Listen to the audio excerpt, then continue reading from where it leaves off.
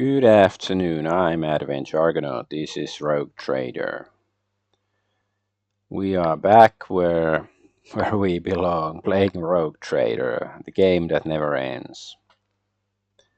I'm not complaining, like it would be nice to play some other games. I certainly don't disagree with that, but I'm not bored with this either. So this is like I just wish I had more time to do everything.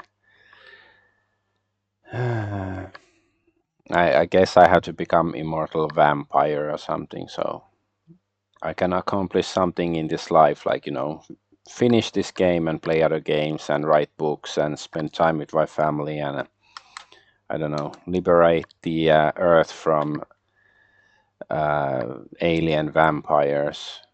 But my streams seem to be working, so let's go play the game. And yeah, last time I've finished the personal quest of Argenta, but she sort of failed it, and then I went to try it again and I succeeded. So let's try again from the part where she's gonna, because she was rejected from the holy ship.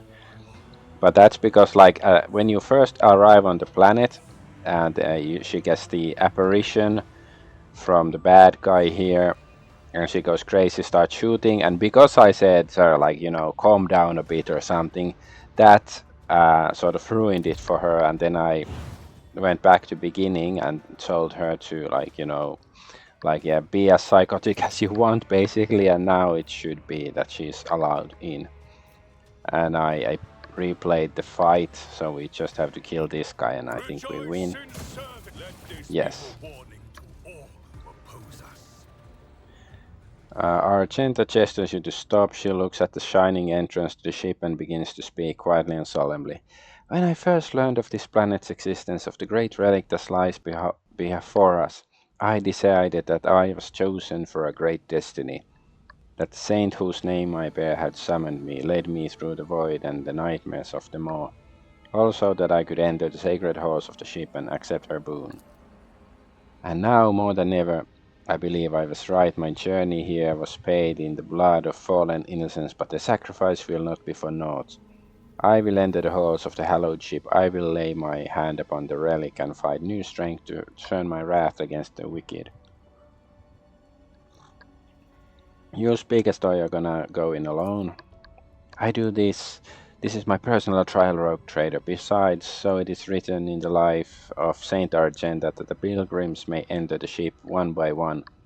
For their deeds must first be measured. Every pilgrim will thence be permitted to behold the relic, or denied that right according to their past actions and the strength of their faith. What if I too wish to enter the ship? You may, but you must wait for my return. Please understand that the ship is more than just a curious ancient site waiting to be explored. The ship itself is a relic imbued with great power. You saw it yourself. Even a sinister sorcerer, the arch-enemy's servant, in all that time could not find a way inside. Only pilgrims may enter, and only those whose soul is without flaw. Go, Argenta, may you find what you seek. She nods, her eyes are locked on the entrance. Only the worthy, those whom the saint accepts, may enter these gates. The undeserving will be rejected. I'm ready to accept her verdict. Without another word, she starts walking toward the ship, toward the blinding light pouring through the gate. Light, I come to you! Yeah, now she went inside, and then there's a big fart. Lord Captain, please return to the ship. I urge you to hurry, the storm is coming. The one I warned you about. Okay, QAnon. You can't survive it on planet surface. Let's loot the bodies first, though. You know, priorities, of course. Loot first, safety later.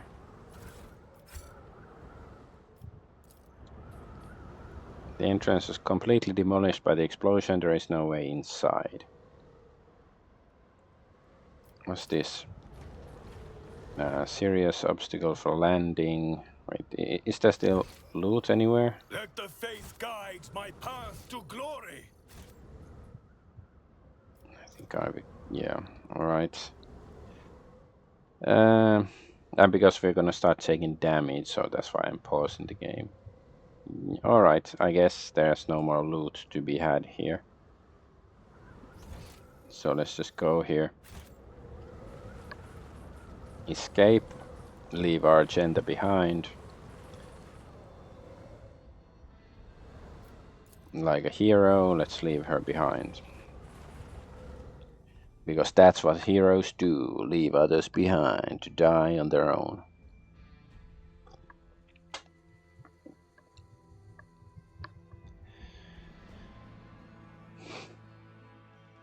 Rogue traders are powerful servants of the God Emperor, vested with sacred mission to bring the light of humanity beyond the edges of the Imperium and expand its territory in the process. I still think that the name Rogue Trader is weird, but I think that's a really old one. Like, my understanding, it goes way back, like, to the early days of 40k. Okay, 2 days later. Rogue Trader, the familiar voice greets you, yet so much about it is unfamiliar. Argenta's appearance is calm to the point of being frightening. She is surrounded by an aura of unwavering resolve that scorns the very idea of faltering in the face of opposition or obstacles. The dark fire in Argenta's eyes is matched by the radiance of the majestic set of power armor she is wearing. So yeah. I have returned from my pilgrimage, Rogue Trader. I have returned with a relic that was once bestowed upon my patron saints. So this armor is the 1-star? Yes, I found it at the end of a long journey through Saint Argenta's ship, and the moment I touched it, my heart was filled with calm and hope. It is a sacred relic, but its place is not within the darkness of a far-off planet, but on the field of battle against things impure and profane, and I am proud to have been chosen as its wearer and keeper. What did you see inside the ship? I saw both everything and nothing. I walked the entire path in darkness with nothing but my intuition to guide me. There were times when I felt like I was passing through grand palaces and cathedrals untouched by decrepitude or elements. Other times it was like I was trudging through the boneyards, places where martyrs had died at the hands of heretics. Only twice did light fall upon my face, when I saw the sacred relic before me and when I saw the way out into the bright light of day, but through every moment of the dark journey I knew I was not alone. The light of Terra and the call of my patron saint were with me the entire way. It's good to have you back. We have many battles ahead of us. Indeed, I'm ready to follow you again, more than ever. Nice. Alright, so what sort of armor does she have? The 1-star. Okay, she is wearing it already. Let's compare it to the old one. So armor rating is worse, and armor deflection is worse. Whenever the wearer scores a critical hit or kills an enemy, the wearer's damage dealt is increased by plus 5% and plus 15 strength. Yeah, it's not bad.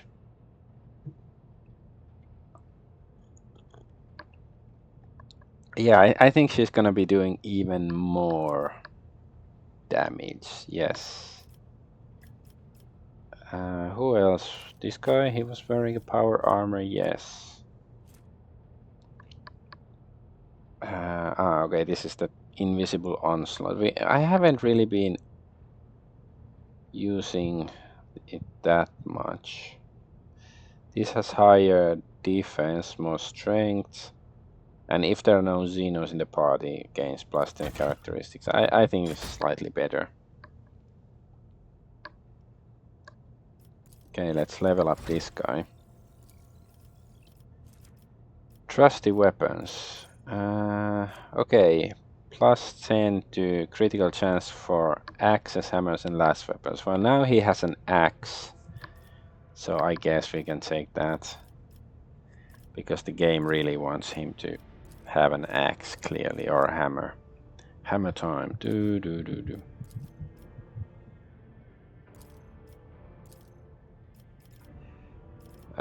What's the ballistics?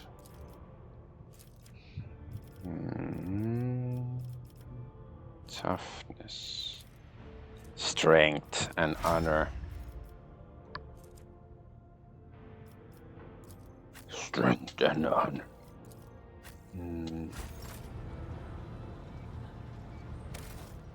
Let's see if we can still. Can we visit the ship ourselves now that Argenta has visited? Let's go have a look. Retavi. Yeah, then we have, after this is finished, Pascal's, the tech priest's personal quest.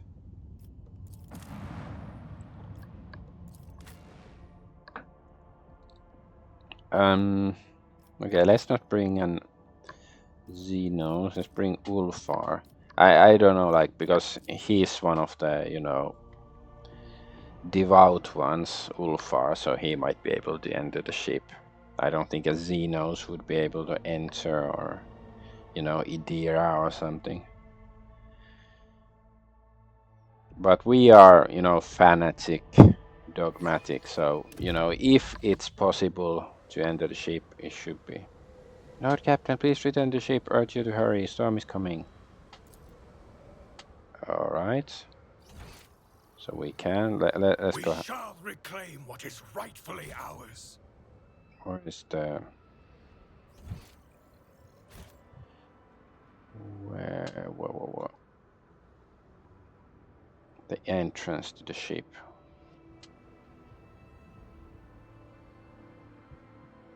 Here.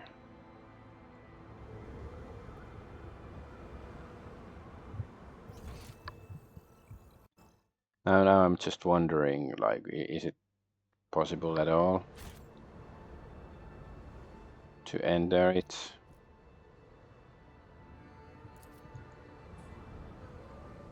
Demolished. We are bound by the blood of I'm gonna Narcissus. double check online, because now I'm. It seems like we can't do it, but I wonder if there's still a way.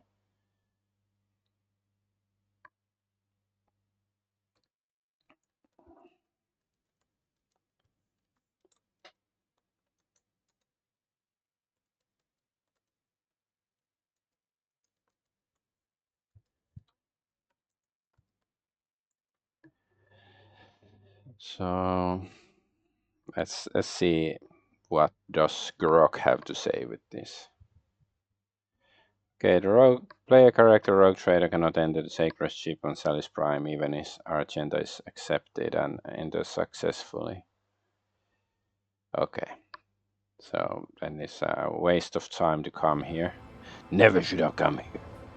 Fine, okay, then we can just reload the game. I'm glad I saved. And we can go check out where Pascal's quest was.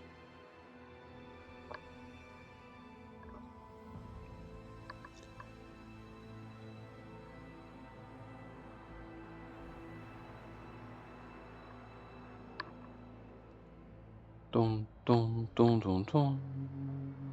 Dun, dun, dun, dun, dun.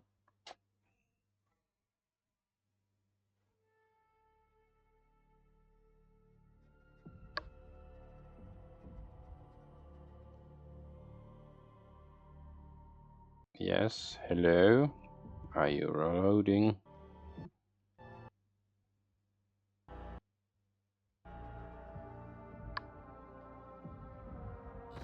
Okay, now we are here.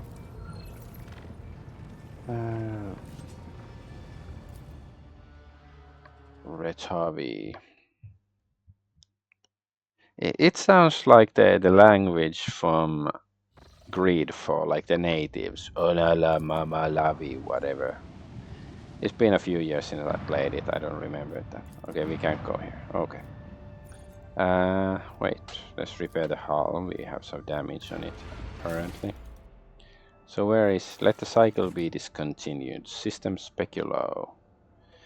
Yeah, I think it was quite close to Footfall where we have to go and confront the Inquisitor guy.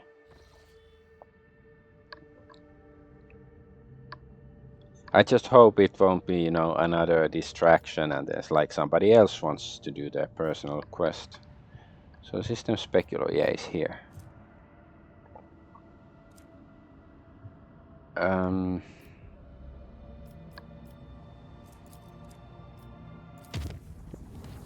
boom, boom, boom, boom. Oh, we took some damage on the ship. Well, nothing else happened. So I guess that's fine then. Let's see. Speculo. I am Speculon. Yeah, I guess this way. Mysterious sickness. Well, nothing actually happened. Nothing here.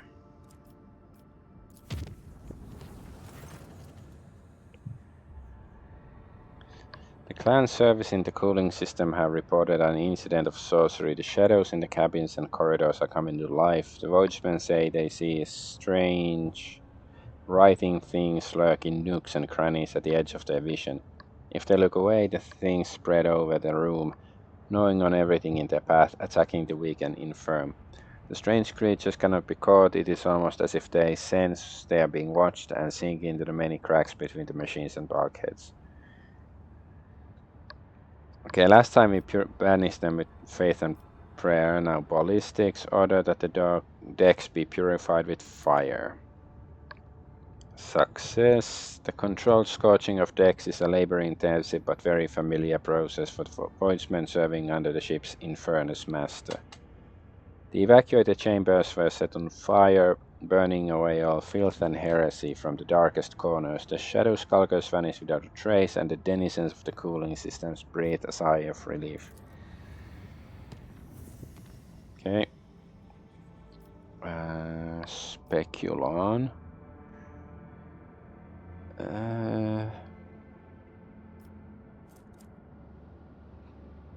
I guess we can lessen the unsafetiness of this route.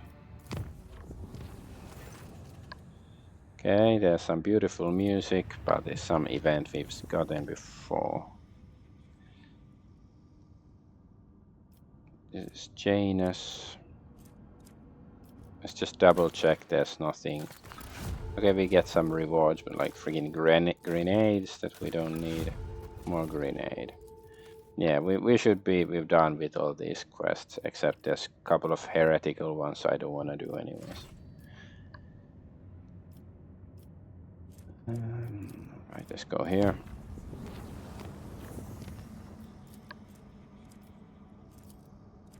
Let's go. Wait, no. Damn it. I didn't mean to enter this system. I played myself. Yeah, this is Foulstone, no need to be here. I'm a bit disappointed we didn't get more planets under our control, but it's like, I think that's all that it's possible to get.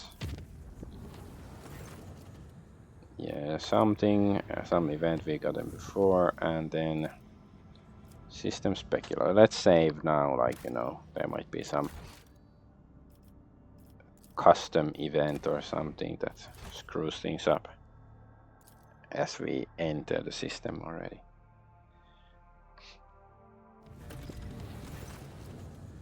Your Weeble 6 colony event requires Lord Captain's attention. Oh, come on, man. A fire broke out. Yeah, whatever.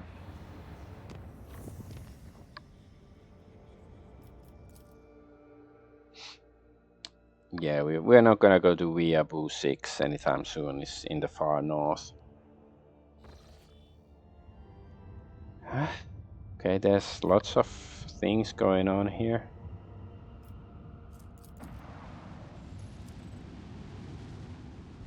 What's this jungle world? Deep in the jungle. What's this? Have we been here? Would be nice because I have no idea. Like, well, we've been here because there's an extractor, but okay, let's see. Explorator flotilla.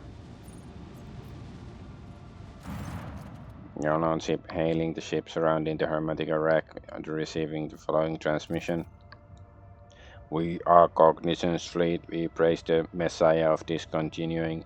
We remain in prayer. We remain on standby. Let the cycle be discontinued. The Omniscient knows all, comprehends all.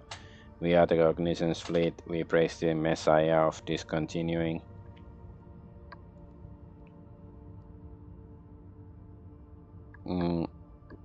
Pascal looks like a gathering of believers in discontinuing the cycle. Confirmed, the number of adherents of discontinuing the cycle does not correspond with the earlier prognosis. The willingness to declare one's commitment to the teachings of Blessed Argonaut is anomalous. This unit is intrigued. Is there anything unusual about these ships? Yes, your lordship. We are picking up traces of recent combat on many of the vessels. Numerous traces. Demolition test succeeded. Based on the initial radiation background assessment, it appears that an Adeptus Mechanicus weapon has been used against them. I hypothesize that the schism within the Cognizance fleet has reached a climax. My tech comrades raised arms against one another. It is with sorrow that I register this information in the archive. Patch in one of the captains. It will be done, your lordship. Request denied. We are receiving only message voiced earlier. Request landing aboard the vessel. We have received standard denial of request message, your lordship. What an outrageous impudence. Let's leave them alone then. As you wish, your lordship. I presume this is gonna be the same answer. 86, blah blah blah. Yeah, it's the same stuff. Okay, let's go to save first.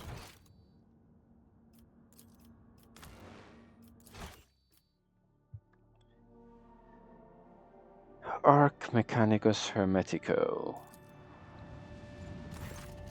Your lordship, according to the ship's registry, we are looking at Arc Mechanicus Hermetico. We picked up a Vox signal coming from her. Permission granted. May the Messiah of Discontinuing reveal the way to a safe docking gate. Okay. Perception succeeded. The raspy voice of the person who recorded the message is vaguely familiar to you, but you cannot put your finger on it. Interesting. Requesting the right to participate in the first boarding party. Evaluating shuttle docking options. Is there a safe docking spot? Not at the moment, your lordship. The damage to the hull makes observations difficult, and the surviving vacuum locks are sealed shut.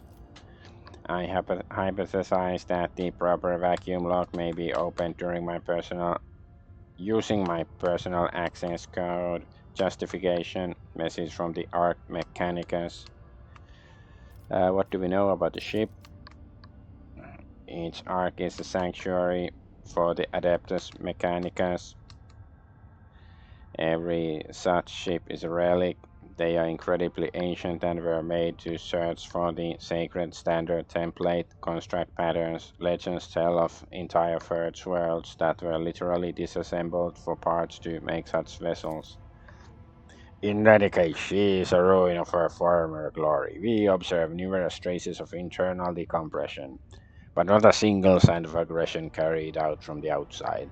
For what it's worth, some of the decks look intact, at least from the outside. We are also picking up strange radiation emanating from the hull.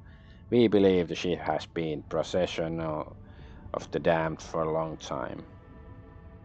In possessional of the damned, so does it mean like possessed by the forces of the warp or something? Assemble the boarding crew. It will be done, your lordship. Idira? No, I don't think so. Argenta, of course. Wanna test her new armor and its bonuses. Do we want Earliet or Ulfa? I guess Earliet is fine.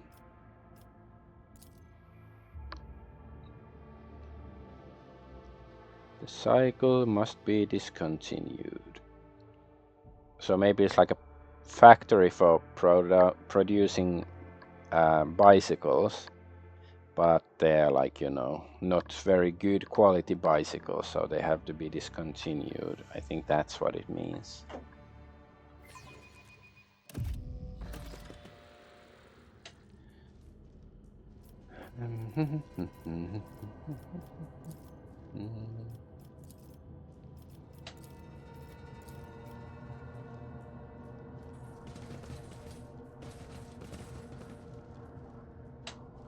Let us walk this path to the end.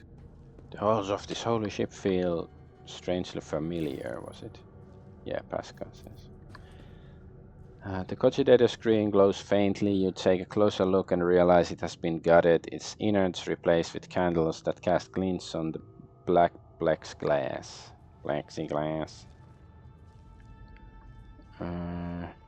Plexiglass is indeed a character from Tintin.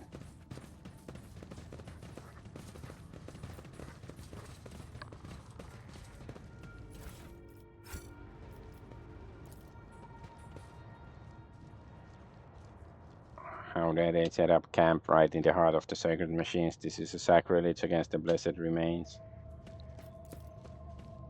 Okay, that's the comment to this. We cannot talk to these NPCs. Noble warriors' armor and augmentics are undamaged, yet they are dead. What killed them? Wait, what? So are these guys dead? I guess, yeah, they're standing up.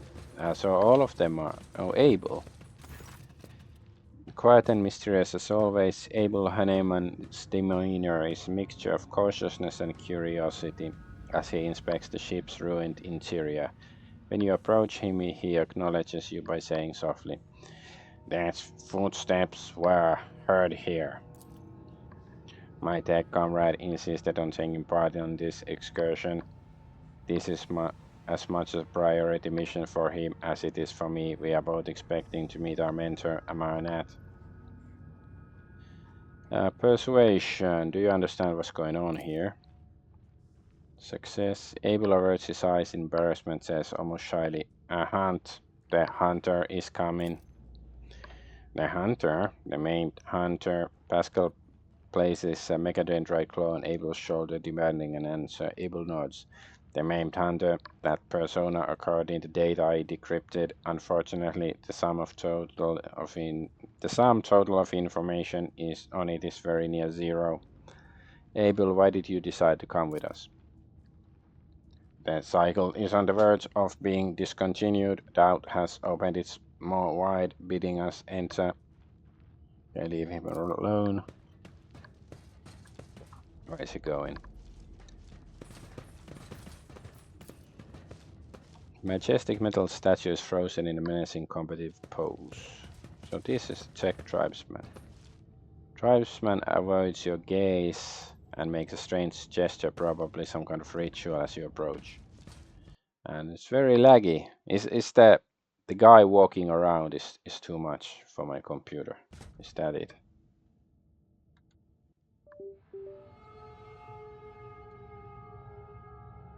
All right.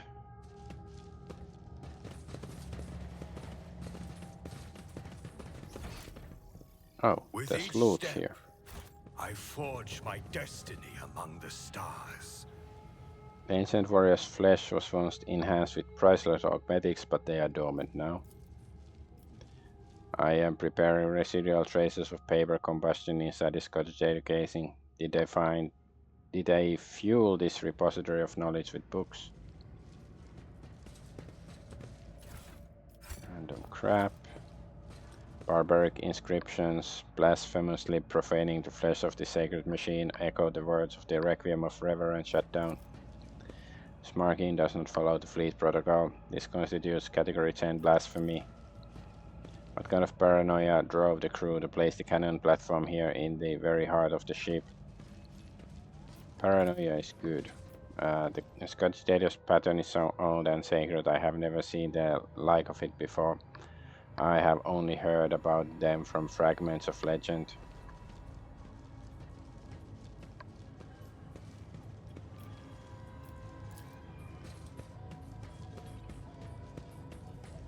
Handprints and footprints indicate that the logos have turned the sacred unguent tank into something like a ritual font. This is audio. I see scratch marks from the servoclaw on this venerable Schizaria's armor. The divine watches over us. I recognize the pattern of the chant. They are imitating a reactor shutdown vigil. Something is simply ordered the spirit of this machine to die. So sad. The bay was breezed from the inside. Traces of scaling suggest the use of melted charge. Some weird sound. We shall reclaim what is rightfully ours. Tradesman avoids your gaze and makes a strange gesture, probably some kind of ritual as you approach. Middle finger. I know that ritual. Ancient Earth ritual. Approved by the Emperor himself, maybe even coined by him.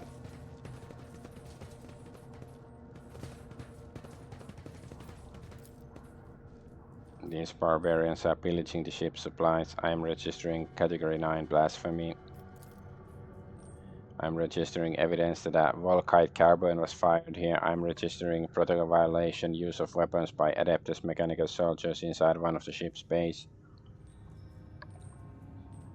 Hexaman Likud, he has a name, so can we actually talk to him? The elderly Czech shaman looks up at you with dim eyes. He smells strongly of exhaust fumes. Have you come to speak to the great Pref, ghosts? Pref will not speak to your lesser tongue, but I can help. I can interpret. Look at the Czech shaman. The aging barbarian's skin is covered in tattoos of mechanisms, as if the ink drawings of cogs could pass for actual augmetics. Fires and scraps of flex tubing are braided into his hair, as well as shards from a broken data slate screen.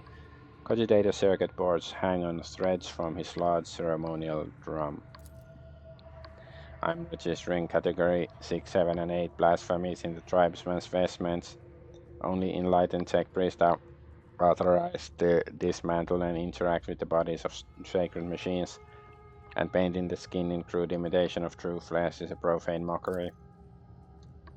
It is how I venerate the iron spirits who have done their duty and passed into nothingness, ghost. I do this in hope that I might gain some of their wisdom. This statement is false. I'm not registering any veneration. Who is Pref? Oh, Deck's great patron spirit who protects it and watches over everything that happens on it. Pref used to be a kind father to us until wicked people tricked him.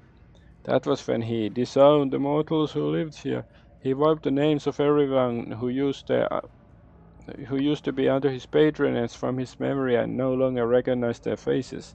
Since then, Pref has been a harsh and cruel-hearted master who is deaf to our prayers.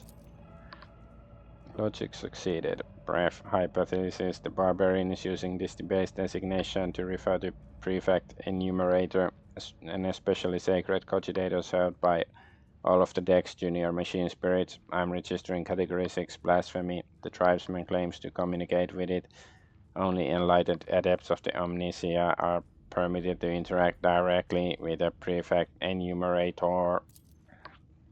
Hypothesis: part of the legend that speaks of disowning the mortals and forgetting their faces describes the removal of access rights from authorized units.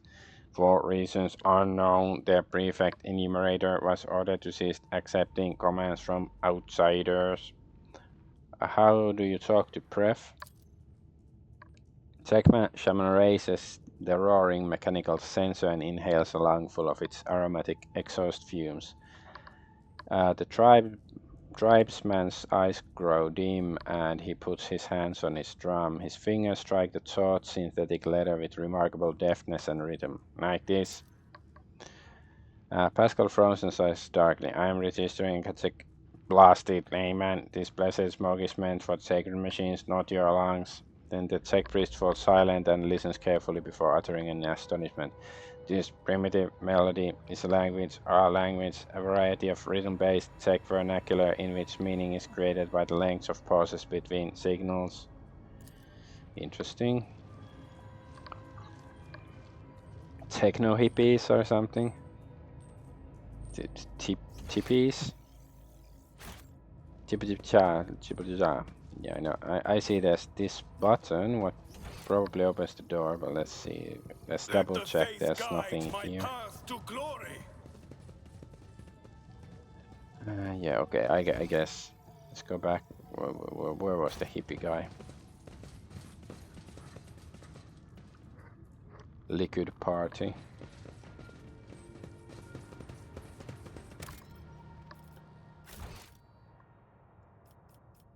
Alchemy, I guess that seems somewhat appropriate for this location.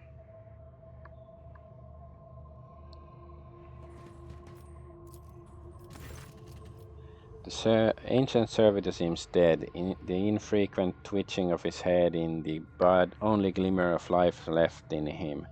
The numerous augmetic regalia embedded in the body of his servant of the Omnisia speak to his high standing and devoutness.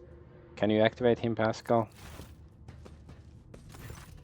The sect priest carefully touches the servitor's withered body with his megadendrites. Data spikes slide out of them and sink into the servitor's augmetics. Pascal's vox sounds thoughtful and slightly puzzled. I identify this unit as Magos Lodge's Hectoxon 11, Hectodon, whatever. Hector Donald Trump. The unit received 7 recommendations for advances in the astrography recorded in the Fleet Archive. The unit, he liked watching the stars. He called them beacons left for us by the Omnisia.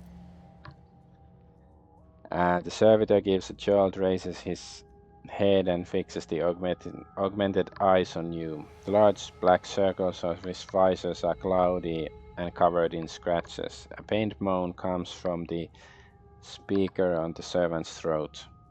On unit status, operational unit identifies itself as no data available, error, malfunction, Amnesia knows. What?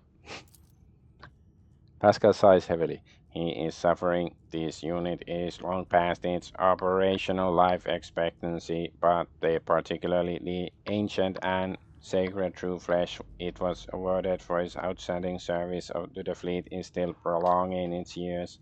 Do you know him?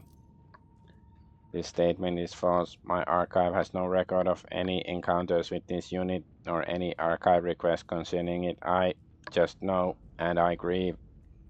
Pascal touches the servitor's pale skin covered in inky cacography. The tribe's people inscribed his body with the blessed manual of maintenance and repair. Hypothesis ignorant as to the true purpose of this litany, they perceive this as a health replenishing magic spell. Check brother Hectodon 11. This unit identifies itself as Pascal Hanneman. Can you hear me? Do you know me? Can you tell me what happened here? A jumble of sounds comes from the servitor's speaker, as if a very old man who has outlived his faculty of speech is trying to utter once familiar words, now strange to him. Then suddenly a spark lights up in his visors, and he utters with great strain, "Executing function. All reserve capacities engaged in executing primary function." Alright, leave.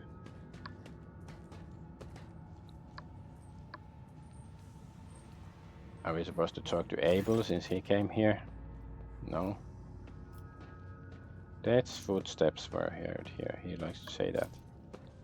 Okay, can we... A spasm in the servitor's neck makes his chin twitch. Let us walk this path to the end. Okay, do we have to talk to this guy? No.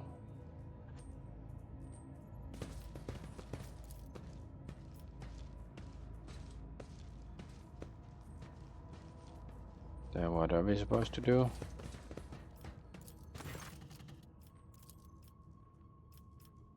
Okay. Guess there's some something else, some Know your switch or something we duty. have to push, some guy we have to talk to proceed.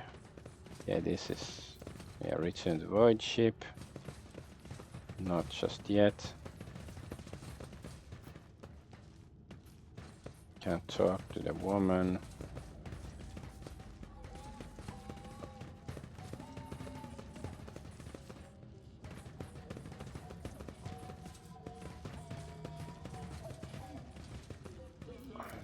We already looked at these things.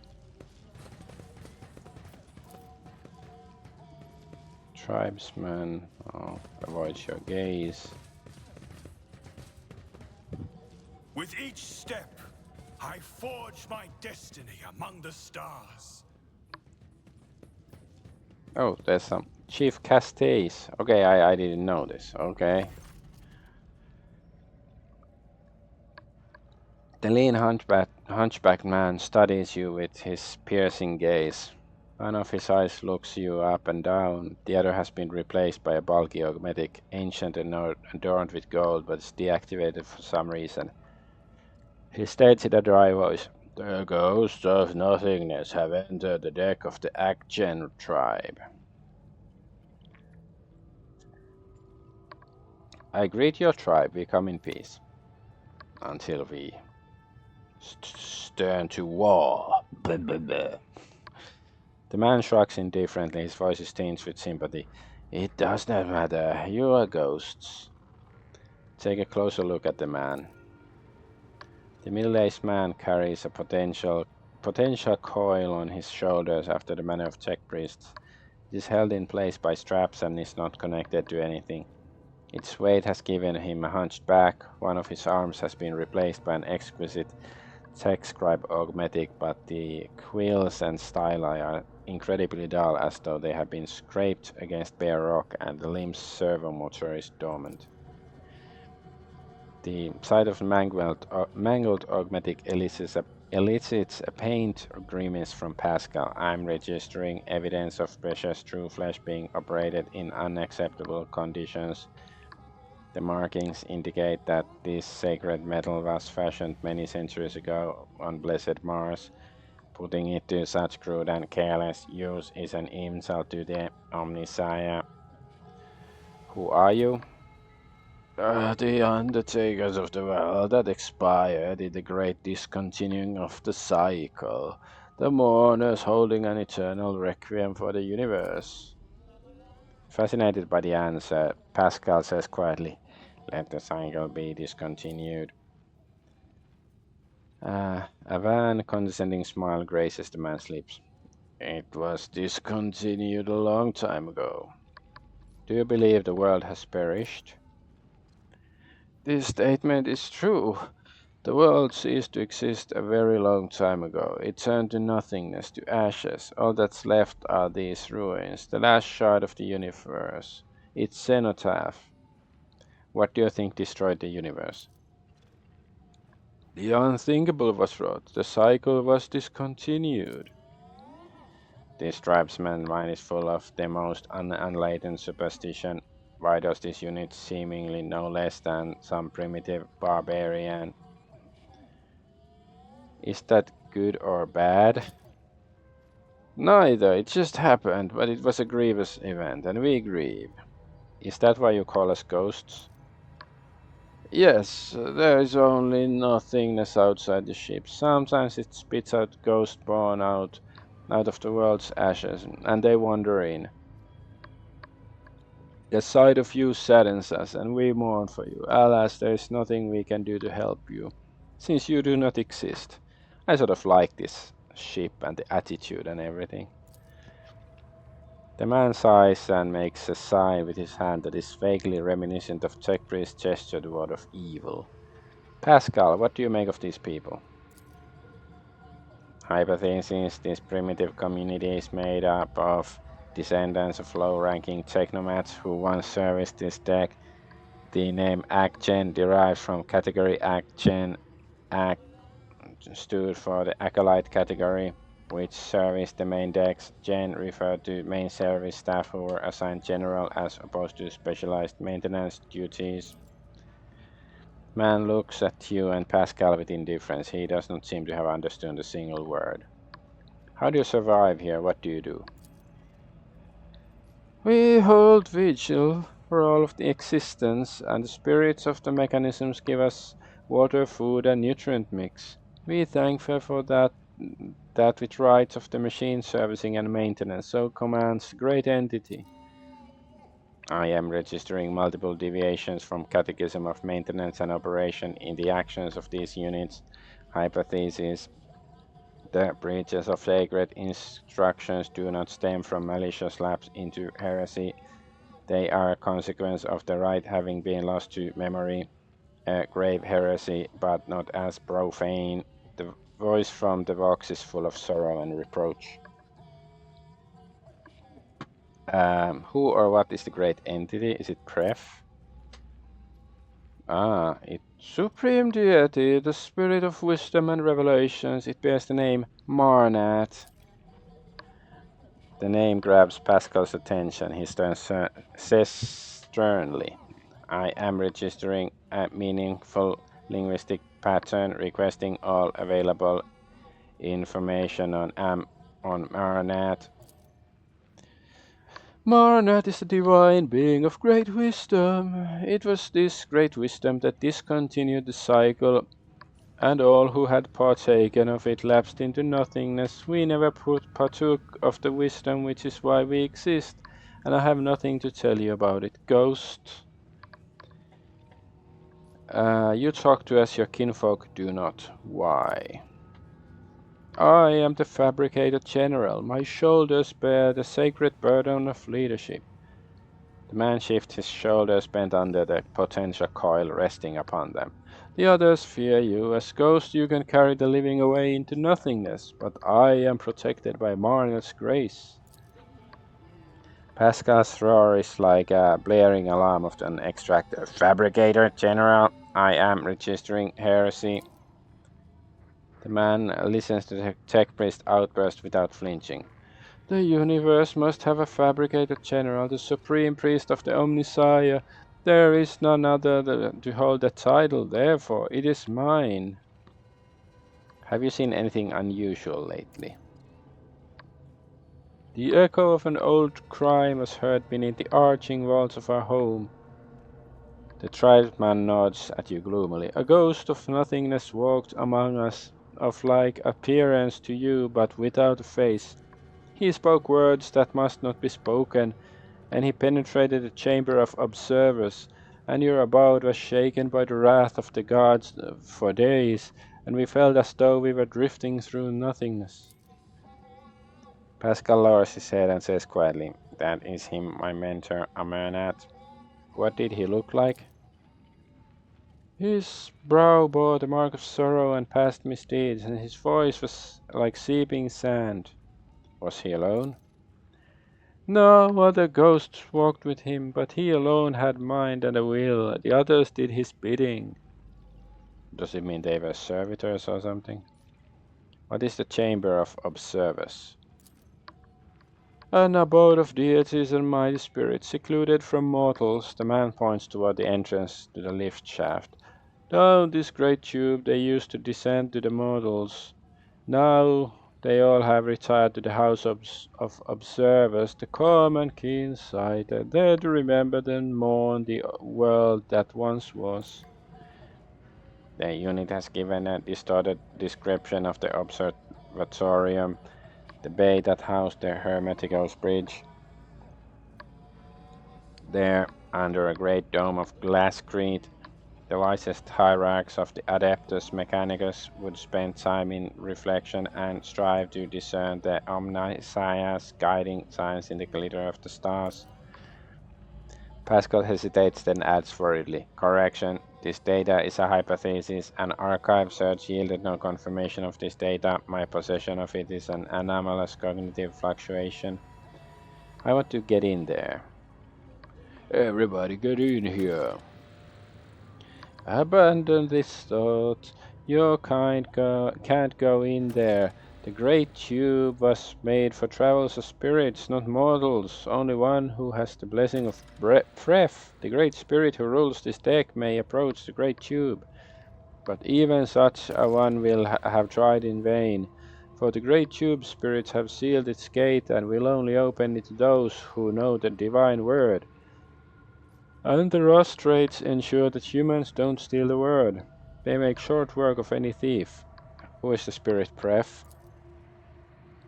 The master of this deck, the second most important god after Amarnat. Mortals cruelly betrayed his trust once, and he hasn't talked to them and protected them since. Pref only ever answers the shaman's invocations, only occasionally at that. The tribesman's profane speculations most likely describe an important machine spirit that remains awake, requesting a conversation with the unit identified as a shaman. Well, we sort of talked to him already. Divine word, what divine word? Words command all of existence. The words rule the universe using words of power. There was a time when mortals too were granted knowledge of them, but that time died along with the world. Hypothesis. The term divine word refers to the command litany. A thorough understanding of the situation about the Hermetico will allow me to select the correct litany and recite it to the mechanisms that are still operational. What are rust wraiths?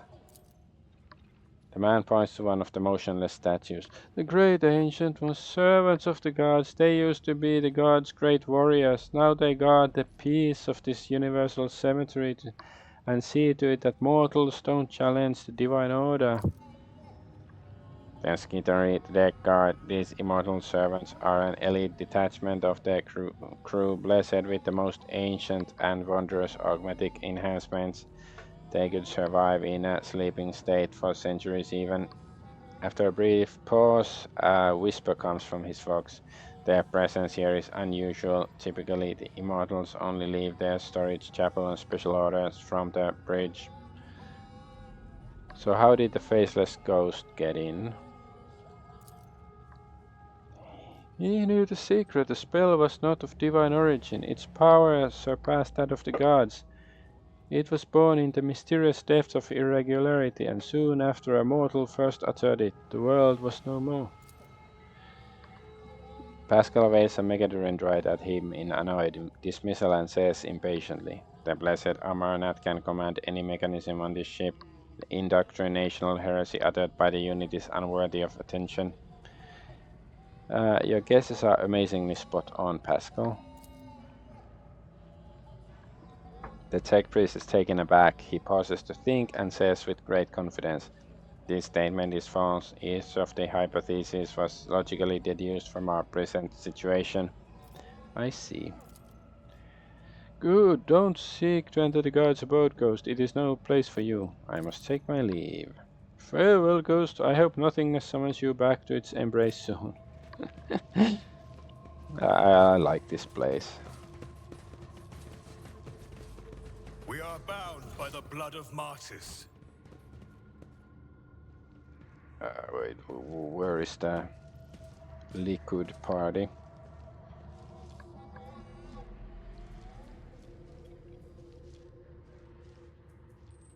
This way? Yes. Yes.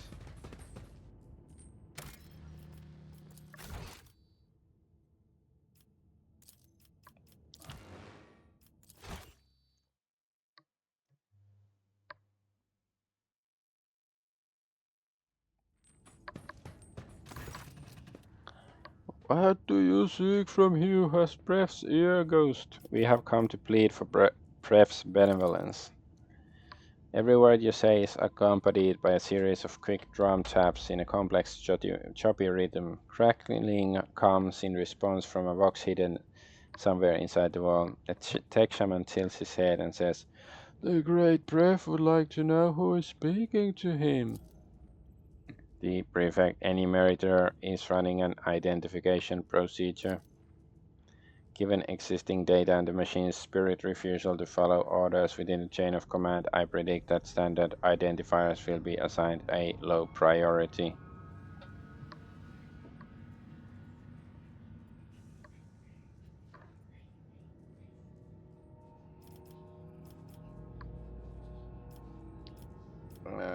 If the machine spirit speaks a tech priest language, do we even need this old man?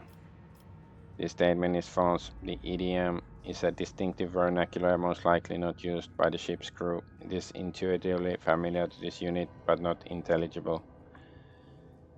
I don't know. Tell him you are the messiah of discontinuing. This unit is Magus Pascal Hahnemann. He hesitates a little, then adds some identify him as the messiah of discontinuing, although that statement is false. The tech shaman translates Pascal's words into quick taps of his drum, his dangling circuit boards jingling dramatically. He inhales the aromatic exhaust from his roaring sensor, listens carefully, and says in a strained voice, Brev asks why he should treat your words with respect and not scorn them. Pascal's voice becomes dry and bristly. The machine's bird is requesting to know this unit's access privileges. It refuses to submit to a stranger's will without compelling reason. Tech use succeeded. This machine spirits can be capricious and undisciplined. After years without sanctified maintenance, this one may have forgotten all about obedience. Normally, in cases like these, a tech priest would bring the wayward spirit to its senses with a shock from an electric rod or a blow from a wrench, accompanied by the litany of uninterruptible obedience.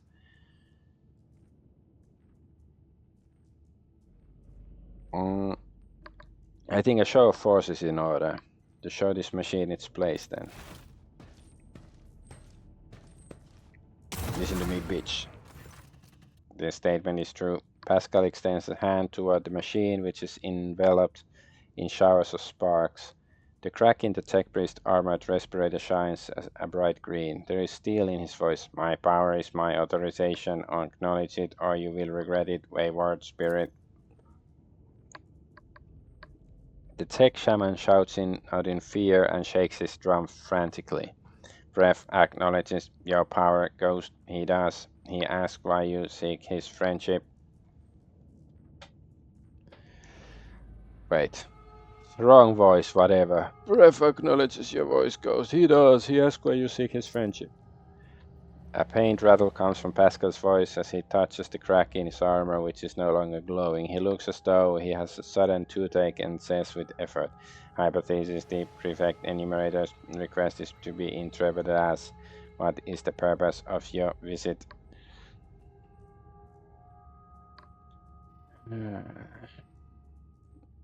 You know the answer yourself, Pascal, I guess.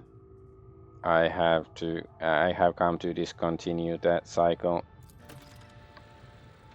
The tech shaman listens to the crackling that comes in response and opens his mouth to say something, only for Pascal to interrupt him in a tone of authority.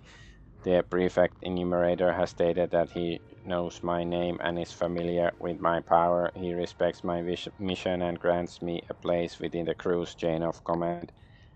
Your work here is done, binary interpreter.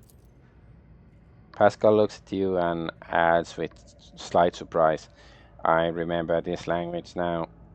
Or more precisely, this unit used to know it, and now it remembers having known it.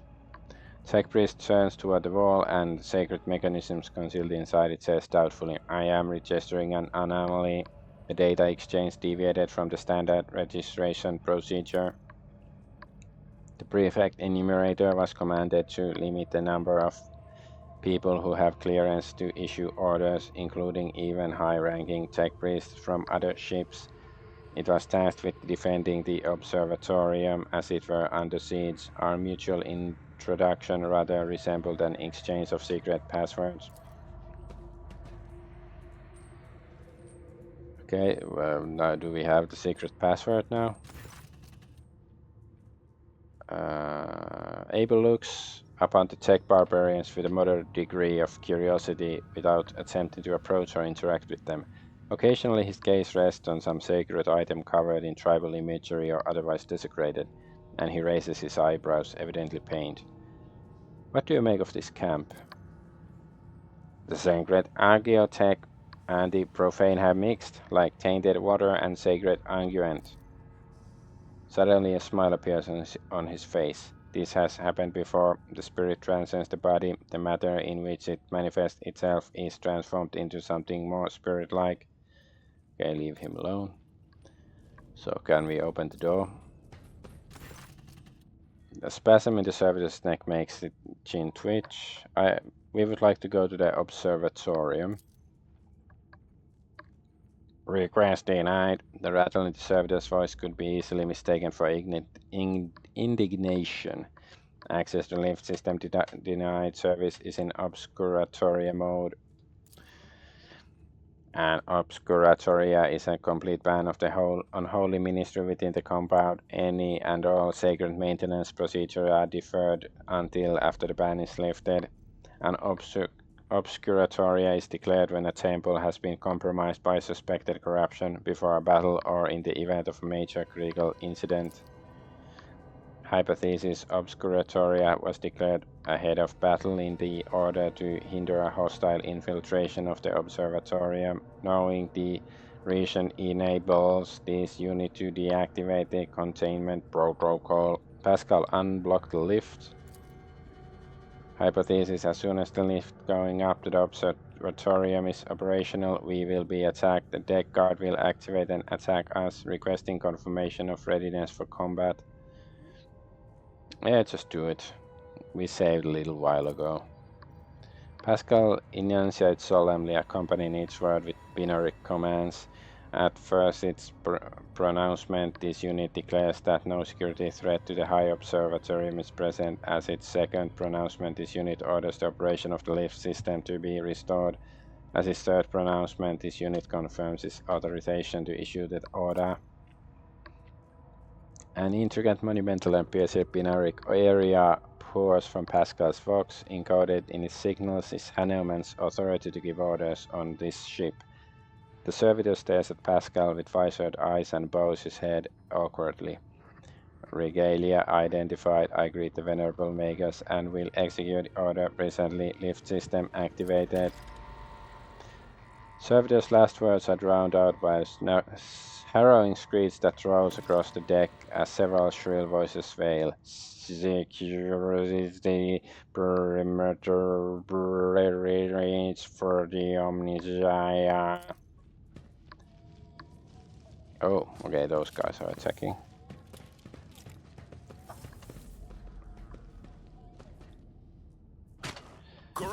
Gonna go get some water for my tea, be right back.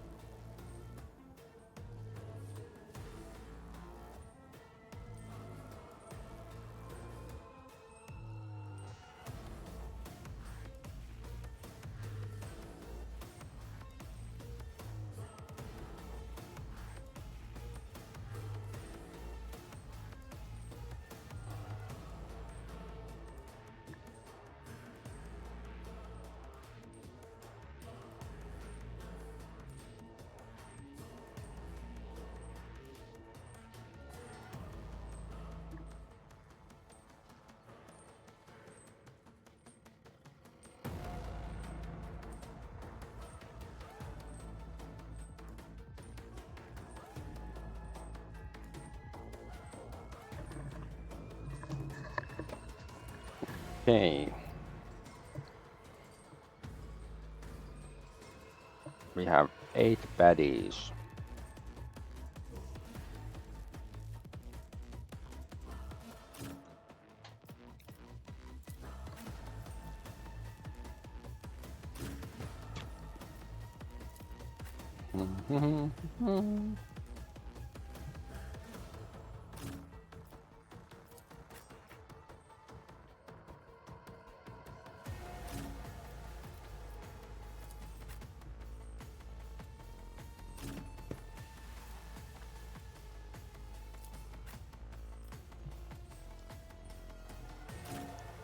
Yeah, these can be the snipers.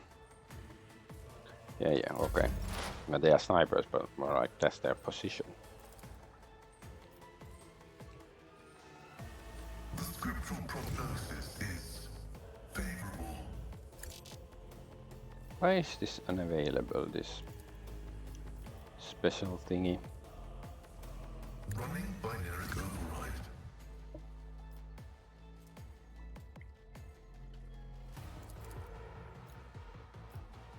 Skittery. The Omniscient knows all, comprehends all. The Omniscient knows a few things, comprehends fuck all. Before we go, let's use this. My vow is to serve.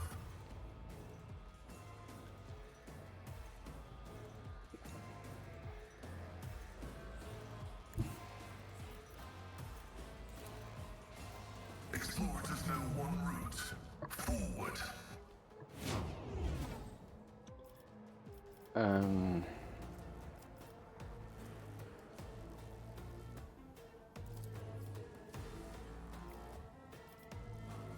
Request approved. Nice hit. Okay, that did actual damage. Running binary override. And he's down. Very nice. Now they're gonna gangbang on Pascal. Brace yourself. Or not. Abelard.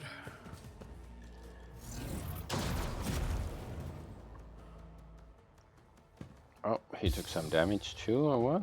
Canticle of the Omniscient.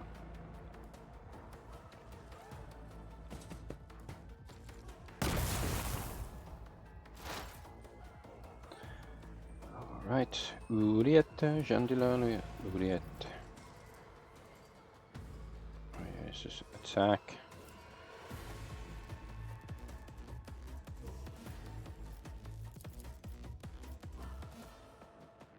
I understand your intent.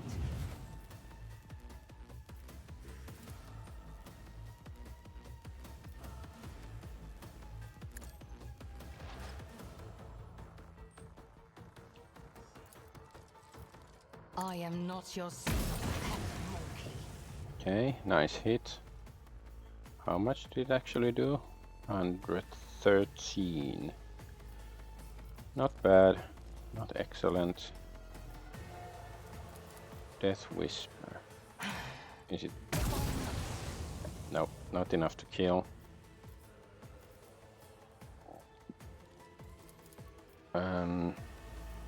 If it Analyze serves your this guy. cause.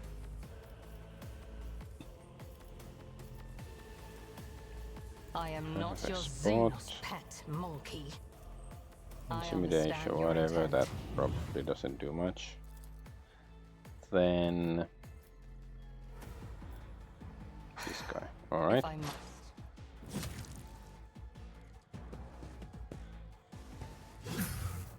Nice parry.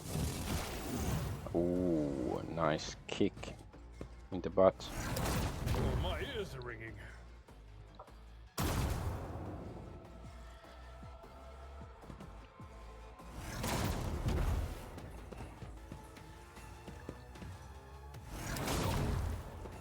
Everybody's just dodging.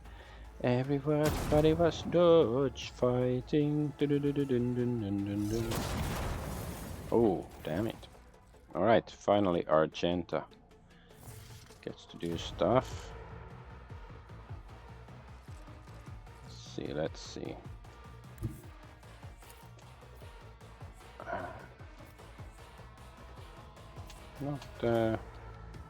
Why is it so difficult to hit these guys? Is it because they're like Matrix robots that, okay, these?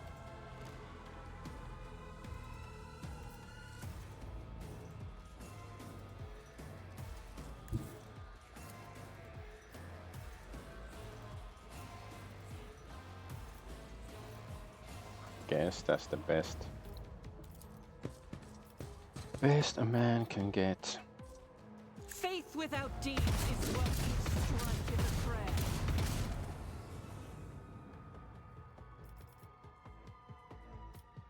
Yeah, I guess that, yeah, probably wouldn't do damage to them anyways. As the Emperor commands, I act. Okay, let's go here. Kick this guy to his Rejoice death, in presumably. He's not dead, but I think he's gonna burn to death soon. I will bathe this battlefield in righteous fury. I'll do it. This is why I was chosen. I am his will made manifest. Doubt is for the weak.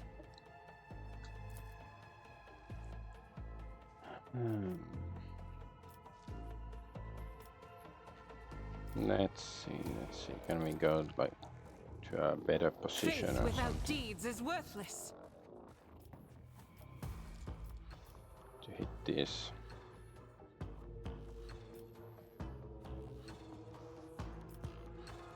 This guy. No, he's protected by that crap. As I the don't know. Emperor This commands. might hit both. Okay, we hit the other guy at least. Yeah, we hit both at least once, so that's something. I'll do Alright, it. then let's reload. We can still shoot with this.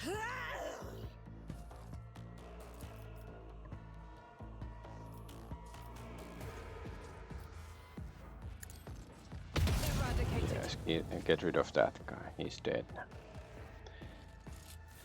Zed's dead, baby. Zed's dead.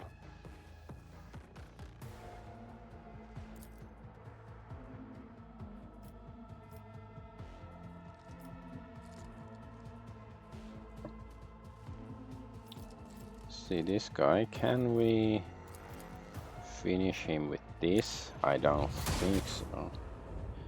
No, not quite. Actions will speak louder than words.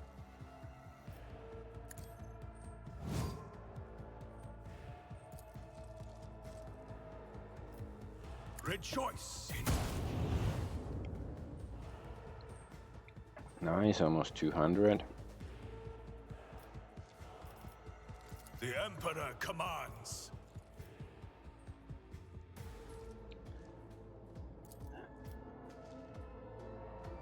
I guess. Your alliance is futile. Oh yeah, this is demons and Xenos. Okay, the new stuff we unlocked. Abelard, yeah, you can Abelard. I don't know if he will be able to reach anybody.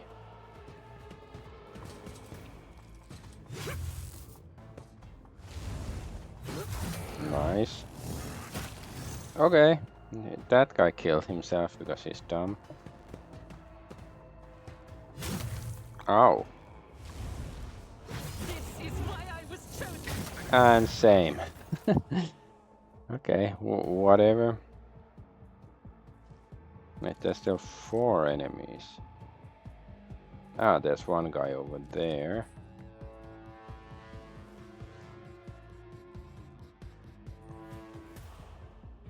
So wait, there's okay, yeah, 2 guys, 1 guy.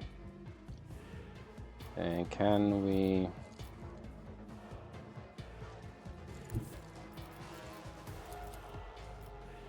see this guy from down here? We can.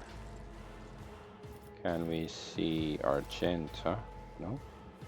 Can we get, if we can get to a position where we can see Argenta and this guy? Yes. Yes, okay, I guess that's probably fine. I'm not accustomed to being ordered around.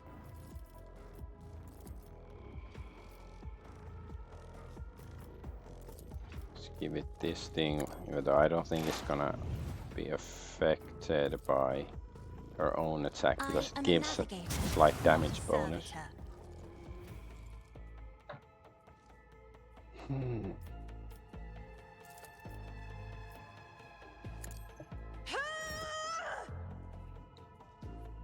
Nice.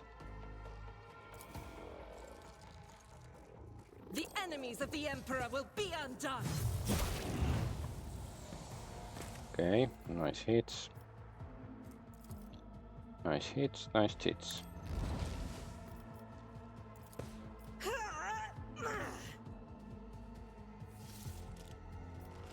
We can see this guy. Doubters for the weak. Nice. You, my Okay. emperor.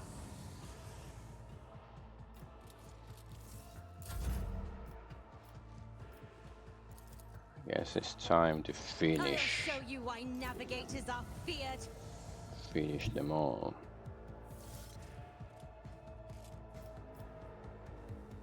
Faith Okay, without let's see. deeds is worthless. Ah, yes, both dead.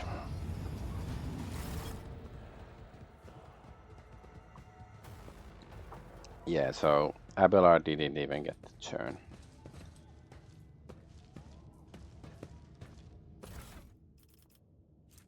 Some decent swords. But probably not good enough at this point. No, that's a crappy plasma pistol. How about this thing? Glow of Dead Stars. I think we might have one of them already. I guess I can keep it just in case.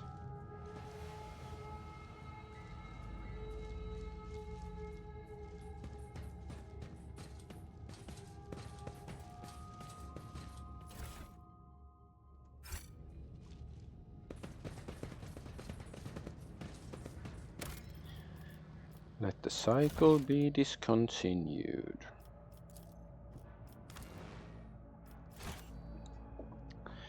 Discontinuing the cycle. We shall reclaim what is rightfully ours.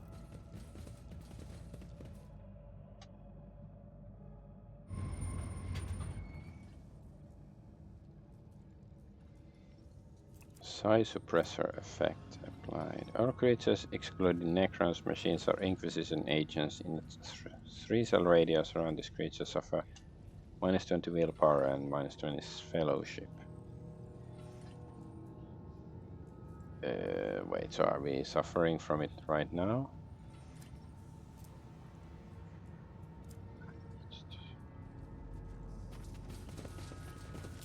Oh, brass wisp, ass wiper, brass whisper.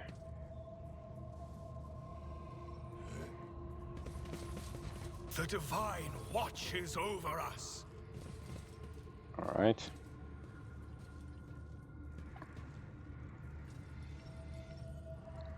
Mr. Ass Viper. The face of the tech priest standing opposite is hidden behind a brass mask. Rather than being in one piece, it is assembled from the fragments of many augmetics. You have met this man before. He is called Brass Whisper, member of Lord Inquisitor Calcasar's retinue. Interesting. There you are, tech brother. Brass Whisper's voice is raspy and punctuated. His gaze is turned toward Pascal. The salutary procedure will be performed and the identification codes verified after the priority request has been executed. Tell me where the blessed Amarnath is. Pascal's voice clangs like steel. A cracked chuckle comes from behind the mask. You still don't understand. You are from Calcasar's retinue. Does he have anything to do with this? Marginally, he used to play a major part in this story. Not anymore. This meeting is held upon my initiative. Brass Whisper surveys the Inquisition soldiers and warriors of the Omnicia standing motionless. That said, I am still under protection of the Lord Inquisitor and the Cognizance fleet. Keep that in mind. Logo spoke of a ghost without a face. Did they mean you? Response affirmative. In order to move the Hermetic out of the procession of the damned, we had to disturb the pitiful locals. What's going on here? We intend to discontinue the cycle. Is that not obvious? There is a note of sarcasm in Brass Whisper's croaking voice. Speak, or I will rip your memories out along with the Ferrum Sanctum implanted in your brain. Pascal enunciates each word as he activates his drilling megadendrite. What do you know of Amarnath? The hollow, pained laughter from behind the brass mask is amplified by its echo. I know everything. We are looking for Archmagus Amarnaths, and we want answers. Looking? How absurd. You lack the very concept of what you are looking for, layman. You expect to find a man, and Amarnat never was one. He was never one person. Dun dun dun. The Amarnat Collective was created by a group of tech priests who renounced individuality and merged into a hive mind. The Borg, clearly. A mind that reasoned algorithmically but was guided by the principles and convictions of a righteous spirit, a superego that brought them one step closer to the Omnissiah. You are looking for Archmagus Amarnat, you say? Something clicks inside Brass Whisper's mask, and his voice becomes louder and harsher, as if coated in liquid metal. He has been by your side all this time. This statement is false. This hypothesis is without merit. Brass Whisper interrupts him with a forceful shout. As the cycle coils in multitudinous loops, it intersects with itself and locks us in a cage of data vows. Pascal shudders as if struck by motive force itself. Megaton drives rise like steel wings behind the shoulders. The voice from his Vox speaker takes on an otherworldly profundity and power, and therefore the cycle must be discontinued. Are you saying Pascal is part of the hive mind? He was its original creator. The Amarnat Collective was designed to be a philosopher and a researcher. The concepts he produced were so powerful that they almost destroyed the Cognizance fleet. But then he faced an unsolvable dilemma, and that was when Amarnat came apart.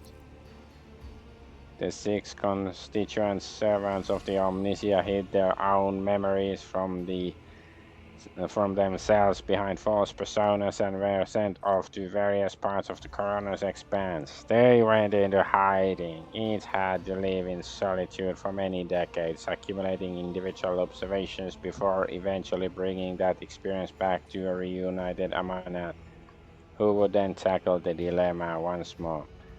That would be the restoration. Why am I getting like Final Fantasy VII vibes, like, the Sephiroth clones gathering together? Sorrow echoes in Pascal's inhuman voice. The years have slipped through my fingers like sand. It was such a long time ago. Your companion looks overwhelmed and pensive. So, the tech priest of the name Hanuman are all parts of Amarnat. Yes, 6 mental keynotes. Demons was paranoia. After the separation, he says that his memory was a web of lies, and that feeling drove him to the depths of madness. Tarsus was fate, fiery and unyielding. Axiomata was logic, unclouded by emotion or value judgments. Abel was her good twin, imagination. He did not know his past just like the others, but he felt more than they did. He was always different. Wait, wrong voice, whatever. That's why he was the first to get close to restoration, one of the first. Pascal was judgment, the moderator of the cognitive process, the one who makes the decision. Pascal's voice rises to the vault of the observatorium and rumbles beneath it like the thunder. And Nihil. Brass mask starts to unlock with a hissing sound, the augmetics behind back revealing face disfigured by burns, a woman's face with a pair of darkly radiant, vibrant eyes. Skepticism, the one who doubts. Oh my god, it's Sargon of Akkad!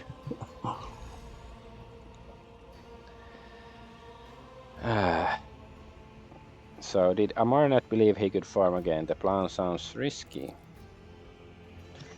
The restoration was statistically calculated on a level beyond their comprehension, layman. Billions of variables were taken into account. Countless scenarios went into the development of optimal strategies. Two Amarnat units meeting each other was an inevitable certainty. The matching identifiers were to be a spark that would start a chain reaction, and that was precisely what happened. A ringing brittleness enters Pascal's voice. We were motivated by the perfect stimuli, curiosity, anxiety, shame. Each part of us was hostage to the legend of a betrayal it had committed, for suffering drove us to search and strive. What was the dilemma Amaranth faced? Its name was Eschatos, the secret of the right of putting a machine spirit to death, a technology embodying the discontinuing of the cycle. Was it meant to exist, or was it the acme of profanity against the Omnissiah and his creation? Pascal continues Brass Whisper's speech in a lofty tone. Eschatos was the perfect weapon against creations of the Omnissiah that had been corrupted by enemies, but also against his faithful servants. Its spread could bring victory to the Imperium, or it could destroy it. Eschatos could spell the end of Adeptus Mechanicus, for it was the perfect answer to the power wielded by the cult of the Machine God. Was it a blessing or a curse? There was no answer. Protraction was unacceptable, and so a way was found to shelve the issue. Brass Whisper gave us a raspy sigh. And I found the answer. Eschatos should not exist. We will correct our mistake. What is Eschatos? The power of machine negation, noospheric signal that interrupts any and all life created by the Omnissiah. Yeah, because when we first met Pascal, he sort of used the power to destroy some sort of machine and attack some dudes. But yeah, I don't think he's used it since. A green flash runs along the crack in Pascal's respirator, the power that I used to tap into unconsciously. Shared knowledge lay dormant inside the mind of every Amaranth unit. You tried to decrypt the other Haneman's neurocogitators, did you not? But to no avail. It was you who created the cipher that locked Amaranth's memory. You are the maimed hunter. You tried to kill the other Hanemans. This statement is true. I was admitted into the Lord Inquisitor's retinue and authorized to study a dangerous artifact taken from Amaranth. It tried to exert some kind of influence on me, but my data rouse protected me. Nihil Haneman touches her scarred face. A short circuit awakens some of my memories. I conducted an analysis, solved the Eschatos dilemma, and began to act. My agents all but terminated Tarsus, but he hid under an armor of martyrdom and insanity. An attempt to intercept Pascal on Altar Templum Calixis X-17 failed because Abel had summoned him. The assassins caught up to him at the Rygad Minory starport, but he was able to escape again. Another group went after Abel, only to perish at an Electro-Priest monastery. You dispatched demands who had lapsed into heresy. Axiomantha simply disappeared until she suddenly turned up dead on Euphrates II. I have no idea how she managed to hide from me.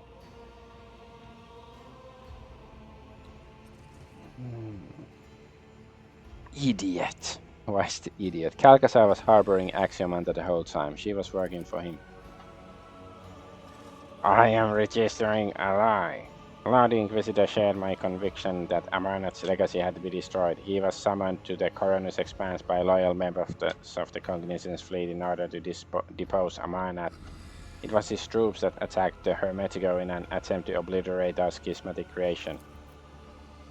So that was how you got on board the ship and into the Observatorium Nihil. Our traitorous tech comrades gave Calcasar the access codes to the bridge, and he gave them to you. Acute conviction vibrates in Pascal's voice as he makes these quiet statements of facts. He is not asking questions, he is passing judgment. His superpower. You were deceived, sister. Calcasar appropriated our work. Oh my guys, cultural appropriation. He continued our research, no longer bound by the Omniscience canon, and you enabled him by destroying those who would return and reclaim his bloodied prize. Nice. Something you have not heard before creeps into Nihil's voice, a note of fear. You betrayed your brothers and sisters. Such an act is unforgivable. With a mixture of pain and pride, Brass Whisper replies. Yeah, chose the path of martyrdom. I really helped them reach the supreme goal at the end of that path. Nihil's voice is imperiously metallic. Zeg, brother, I offer you the chance to yield peacefully to a fate that will please the Omnissiah. Do not resist your termination, and you will pass into oblivion as my friend and fellow believer. Pascal's reply sweeps Nigel's words away like a gust of wind. His optical visor turns blindingly blue. No, Tech Sister, refraining from resistance was never our way. I'm an explorator, a reconnoiter of knowledge. I have brought fire to hundreds worlds. I have gleaned 1,000 secrets in the darkness. I am an agent of unbridled will. I will not yield to oblivion, for oblivion itself fears me.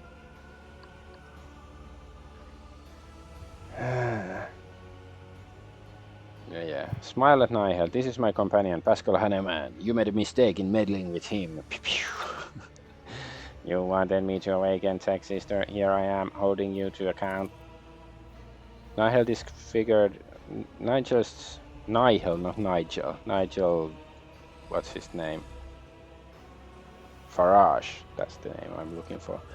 Nihil's disfigured lips twist and seeds of dismay sprout in her voice. I lured you for I lured you here for a reason, Pascal. I wanted you to see what our followers had become. This is what deviation from dogma ends in.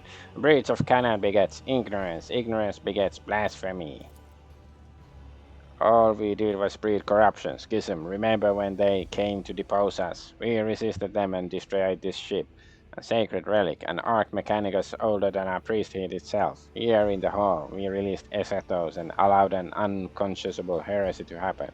Do you remember? Do you remember how you got your cleft jaw? Pascal looks thoughtful as he touches the crack running across his armored respirator. A green spark runs through the deep gash left by an enemy's weapon in the metal. And it suffice for you to merely show up in the expanse again for the schism to rear its head once more. The Cognizant's fleet is already being torn apart by fratricidal war. Is this what we wanted? Let us finish this. Let us discontinue the cycle. Now the words of one of who once called herself Brass Whisper sound more like a plea. The voice that answers her is no human voice. It could belong to a giant void ship or forge world if they could speak. You violated procedure, skepticism, you usurp the function of another, you challenge only, you do not make decisions, I do. Yeah, you are right, Pascal. You are the decision maker. Pascal extends the Megatron droid toward Nihil and pronounces, Tech Sister, my judgment of you and your actions is one of condemnation. Tampering with the procedure is unacceptable. Sabotaging the experiment is apostasy. For your betrayal, your vital functions will be terminated in the name of Messiah of Discontinuing. A greenish pulse of energy is born inside Pascal's augmetics and darts toward Nihil like a furious lightning bolt. Oh no, they're using Marvel powers to fight.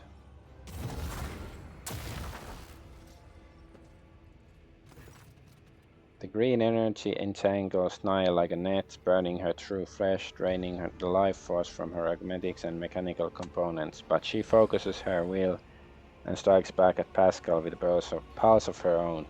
The rattling voice, no longer human, rages and roars like a forest fire. I refuse to recognize you as the Messiah. I do not believe in you. That is your problem. You have been always too skeptical. Burn! I will cast you into eternal I don't know. I darkness. think this is somehow like both so absurd and makes perfect sense. Like this whole quest. Like I don't know, one of the best side missions, I think. Alright. Is Abel gonna do anything? He's just gonna cower there in the corner, I guess. Oh, she can go here. Let's see. Yeah. Cassius, Kissan Hiekka. She can be there. Abelard. Abelard. I don't. Just like this. Because they don't really have a good place to hide anyway, so let's just try to do stuff. You can just do stuff.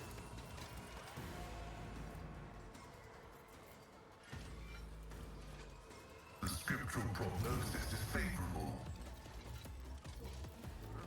Oh, he suddenly ran there. Like, what's his name? Running Abel. binary override.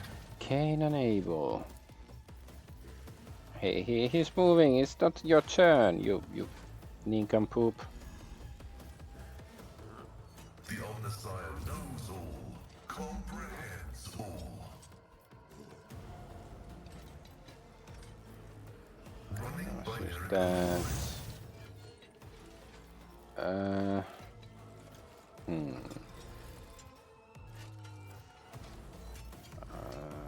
guess this thing. The scriptural prognosis Because the is tech priest, they have to fight. running binary override.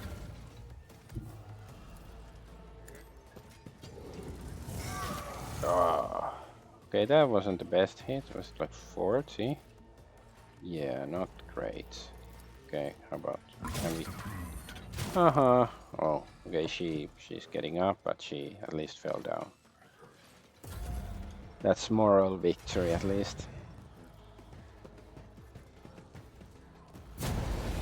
Oh, flame on.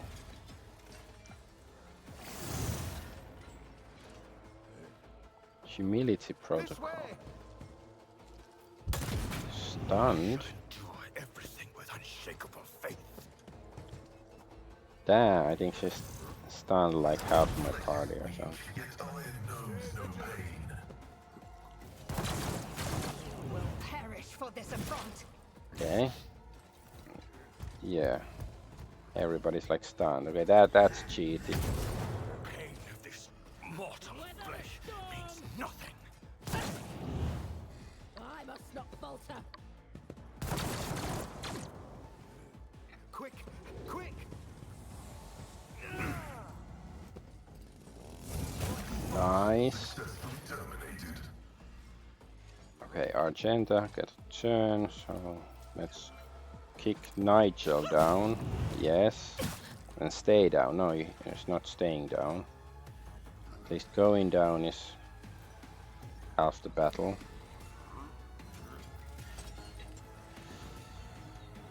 I guess. I'll do it. What does this do? This uses. Okay. Let's see.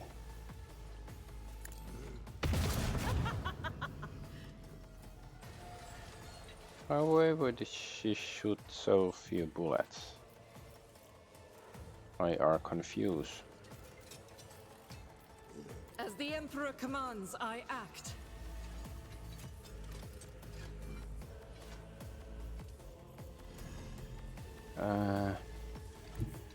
God Yes. Emperor, move through me. Be the fire in my heart. High momentum.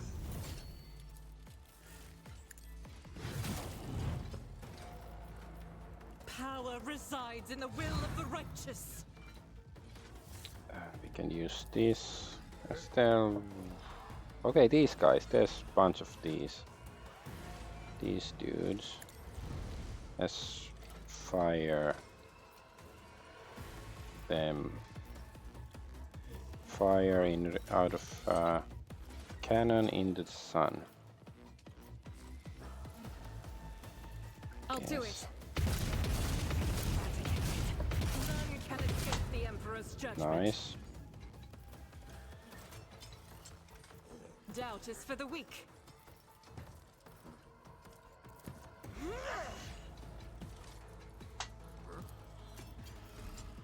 No, that might decapitate Argonaut as well. Oh, Brass Whisper's Disciple.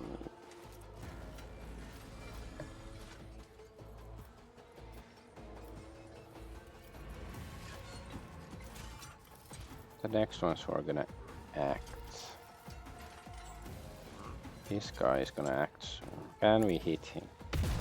We can, and we killed him. That's very nice.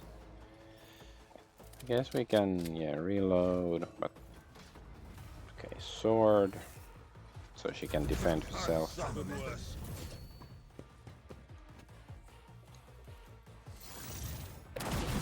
nothing.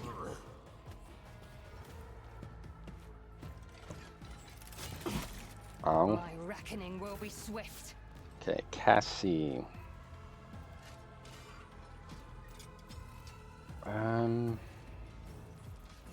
Let's see.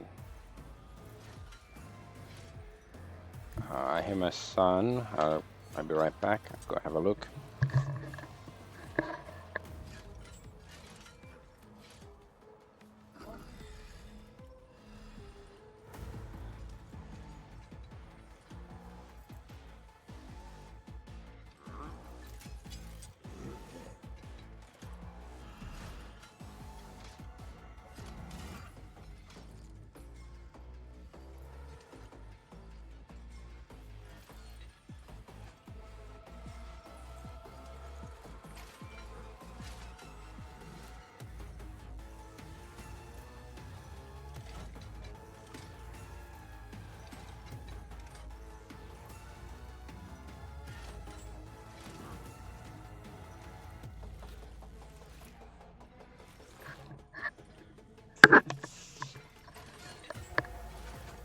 Okay. Yeah, he was just crying for his mommy, like in his sleep. But I told him that mommy will be back later, and also, let's see. I guess let's just go here. And also, what did I say? I gave him a plush toy, his favorite plush toy, and he went back to sleep. I believe this will help. Integrity factor increased. I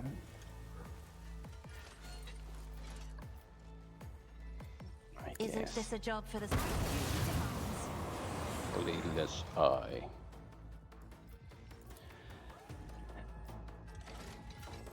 Yes, this Argenta. If you insist, Lord Captain. Argenta keeps killing.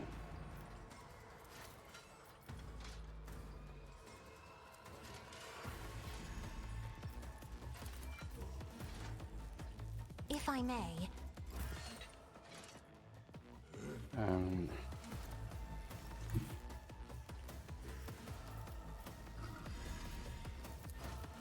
Guided by faith. Ha!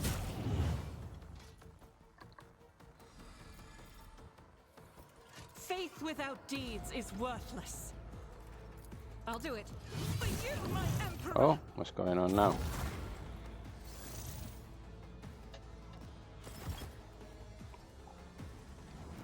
Guess we activated his super psycho mode.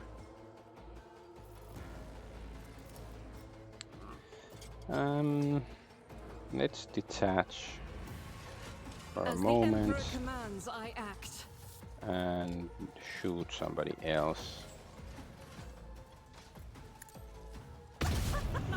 Yes. And he has a new life bar. Okay. Me. If you insist, Lord Captain. Let's give Argenta I'll another paint your turn death because in she's colours. just OP.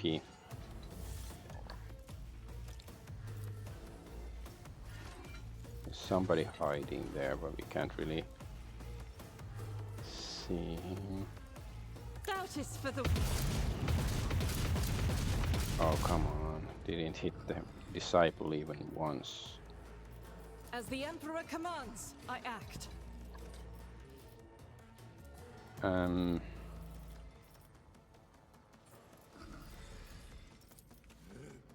Faith without deeds is worthless. Okay. I'm not injured. I'm enraged. I'm enraged.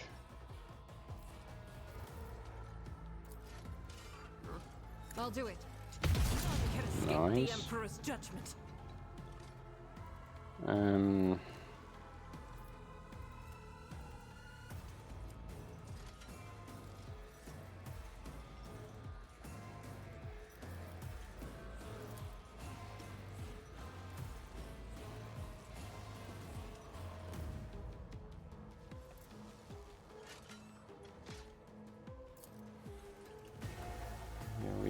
kill Argonaut, we can of course use this, but maybe it's a bit wasteful. Let's see. Let's go. Let's try to, yeah, As the shoot Emperor these commands, guys. I act. Okay, nice.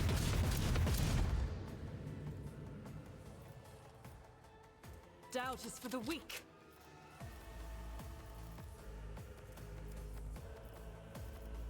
We can't slide anymore. All right. I will endure. Oh, okay. It wasn't as epic as I was hoping. It was, you know, still fairly epic. And let's move the guy away. I'm not accustomed to being ordered Yeah, around. he took damage at least.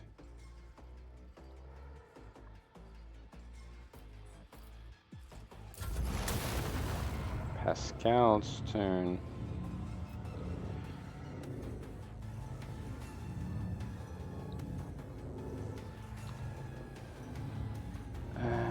Yeah.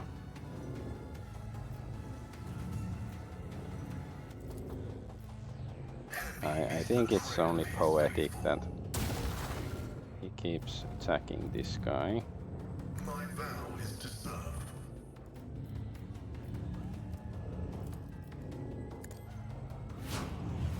Let's use this. It's gonna reduce his stats until the end of combat. Destruction.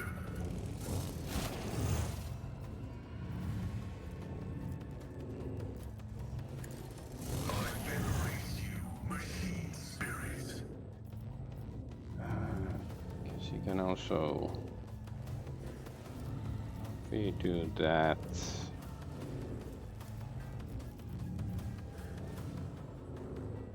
he's not gonna fall down. I'm just gonna heal myself. Function as one. So I doubt the baddie is gonna fall down. And I guess this zone can be moved somewhere else. Running binary override.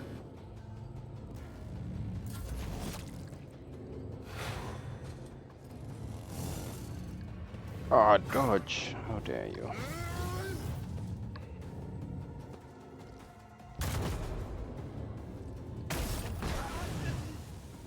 Hmm? Deep analysis. Damage to bulk. Break their morale. Ow. An unworthy soul. Okay, she can do stuff now.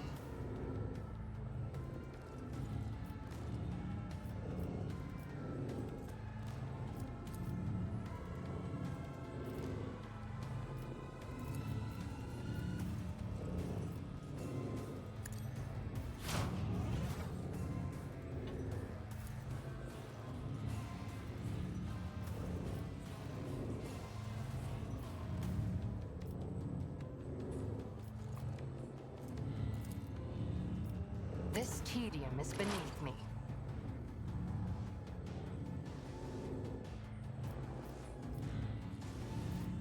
What's this? Affected by an exploit. Okay, is this guy affected by an exploit? Now he should be. I am not your Xenos pet, monkey, if it serves your cause. I understand your intent. Another soul slips beyond the Nice. veil. Did the other guy die? Yes, okay, we killed both. That's very good. That was like a super... Ooh, this might hit both. If I... Okay, we didn't, but hit both. Oh, we can still... Guess we can... Well, that guy is probably frying, but can we hit? If Let's it see, can serves we your hit cause, him? no weakness is We hidden hit from him, my okay. sight. That's good.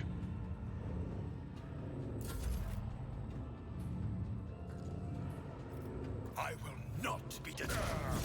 Brace yourself, Abelard.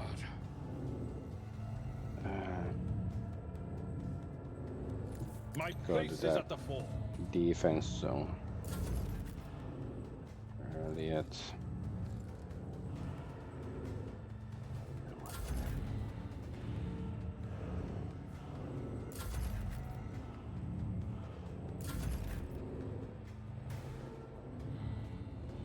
Advancing. Let's go close to this guy, so might do something. Let's see. Oh, wait, we have this. Rejoice! It's another step towards Yes. our ultimate victory. Actions will Nice.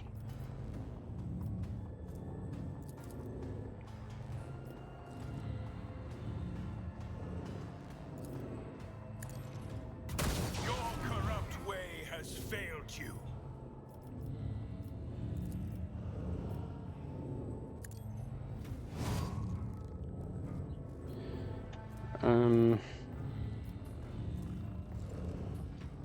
Rejoice in service.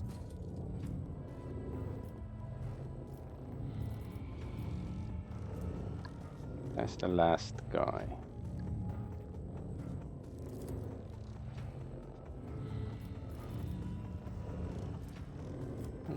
Power resides in the will of the righteous. Yeah, we're gonna hit that guy, but what if we slide here? Oh. Alright.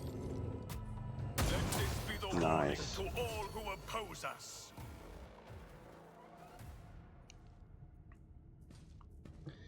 Okay, they're dead. Okay, he ran there, so Pascal can go kill him. Shall not create a schism, thou shalt not suffer a heretic.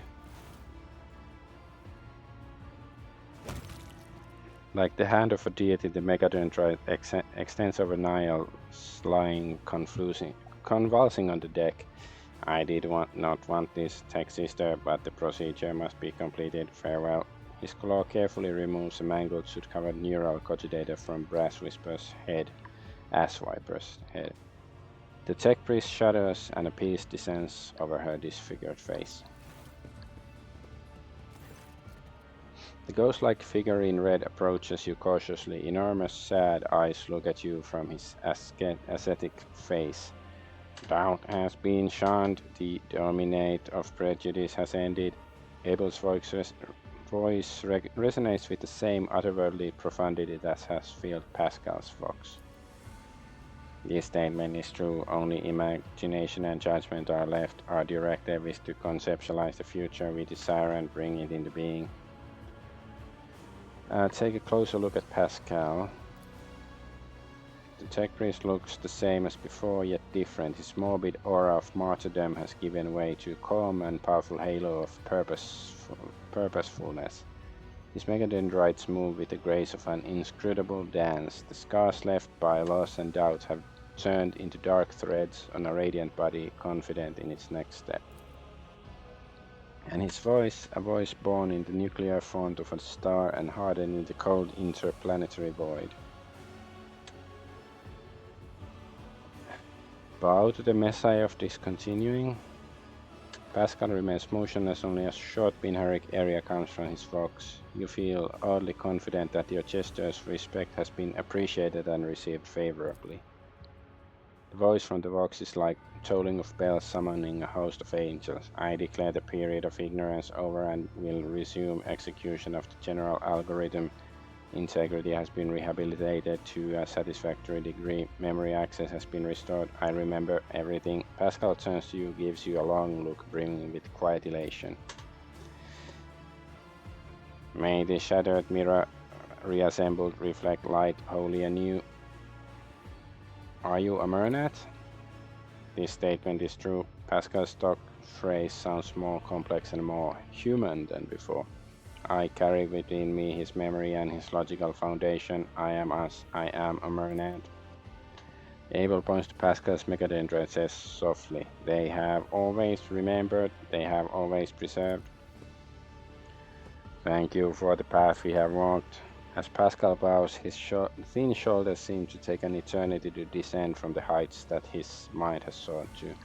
And I am sorry about what happened to Theodora. Did you know Theodora? We were allies. She entrusted me with studying a trophy she had obtained. The voice from the box grows quiet and hoarse, as though coming from a distant past. I wonder if it's the part of the forge craft ship, whatever craft world of the Eldari or something. We Amarnat discovered the basic ways of communicating with it. We developed a weapons-grade strain of tech blight for her. It terrified me, so I developed its antidote, Eschatos, the concept for the ultimate interruption of machine life. That was why every one of our shards was located so close to you and to the Von Valencia's domain. We were counting on her, finding us and extending us her aid and protection. What are you, or what were you? A higher form of intelligence, a collective of computational tools freed from the limitations of individualism and the aberrations that stem from having a distinct personality, and at the same time a collective bound by a single set of principles that are of equal importance to all, being of pure faith in the Omnissiah and the acting for the benefit of humanity. We were different, each one of us considered the prospects of such an experiment, but I was the first to gain the result to attempt it. Niall joined the project to effect control over it. She regarded the experiment as dangerously close to a blasphemous act of creation. The Conclave had ordered her to end my research, but she became convinced of the possibility of its success. Niall reinforced our union with a prudence of demons, a meticulous and reserved auditor, a danger seeker. I strengthened our genius with the fiery faith of warrior Tarsus, in order to banish the shadows of false ideas. Axiomanda, who teetered on the brink of becoming a Malazek, was chosen by us for her loyalty to ruthless logic and her cold scrutiny, or indeed dissection, of our theories. Abel, Pascal turns his gaze toward his last surviving tech comrade. Our quiet genius, decade's genius of imagination. He made abstract artist of code. The abstract artist of code, his talent completed the collective and made it a whole. So what next? What's the general algorithm? A judgment must be passed. Should the secret of Eschatos exist or be shunned as a false path? Should I exist, that is, we Amarnat. A soft Binharic melody full of sadness and solemn resolve pours from Elvis Vox. You have not heard it before, but you would never have thought the Binharic language could be so comprehensible to one who does not bear the mark of the Omnissiah's iron blessing.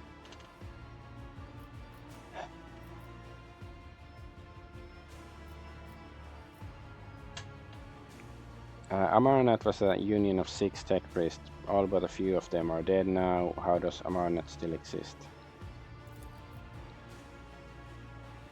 Everything Amarnat was at the moment of the disconnection has now awoken in my mind. We are at the point where we stopped, but the Amarnat collective was envisioned as a dynamic structure. We need new minds. If I bid you to follow, will you come with me, tech comrade? Pascal waits for an affirmative nod and says, we will be the collective can be replenished with worthy minds from among those aboard the Hermetico. Sincerity is present in their motives and faith. They are intuitively capable of comprehending the notion of discontinuing the cycle. Our collective memory can compensate for their lack of knowledge and memory of the rites. Restoration is possible. Pascal, or what used to be known as Pascal, makes a sacred gesture and green sparks run down his mechanical arm. But their judgment must be passed first.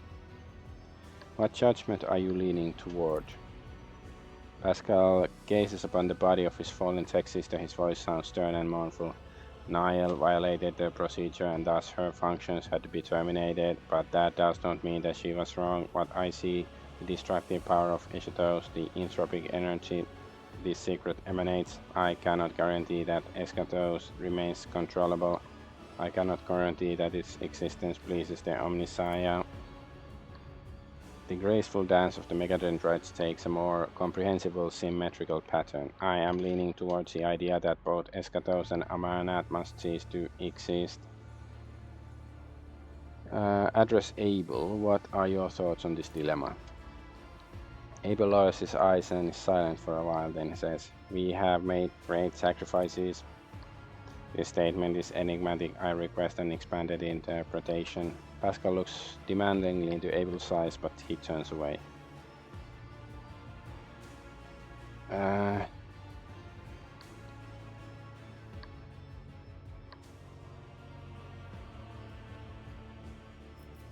I think Abel means your experiment has caused too much destruction and bloodshed. Yeah, fine. It's a bit boring answer, but Abel gives you a sideways glance and says ruefully, "So much loss." Pascal nods with an air of authority and says, "I thank you both. The information has been noted and submitted for analysis." What will the destruction of Eschatos mean for you? Shower of sparks burst from the power unit on Pascal's shoulders, burning holes in his scarlet hood. An act of self-sacrifice. I will destroy the data concerning this technology and the methods of reproducing it. I will burn it out of my neural circuits, along with everything that led to its creation. Argonaut will be no more. Only a damaged and incomplete shard of him will remain. Pascal Henneman.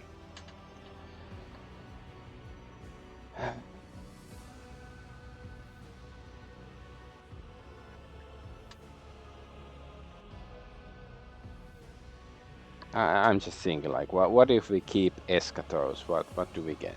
Like, it's the normal answer, of course, to destroy it.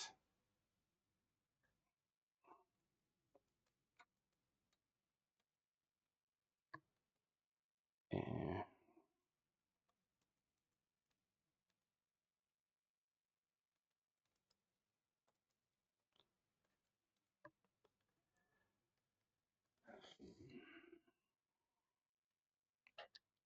I'm checking the online. I wonder, like, just what's the reward I get.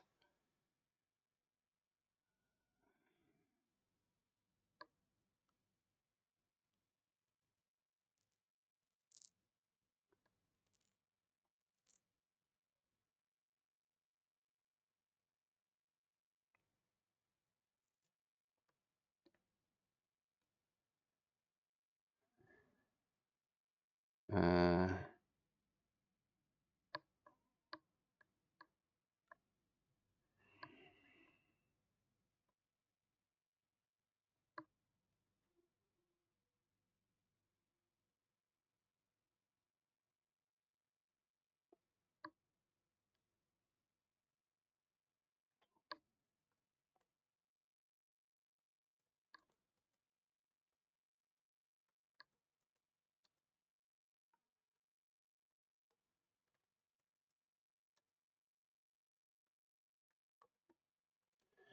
I just want to know, like, what are the rewards and, like, what can we get, like, if we destroy it.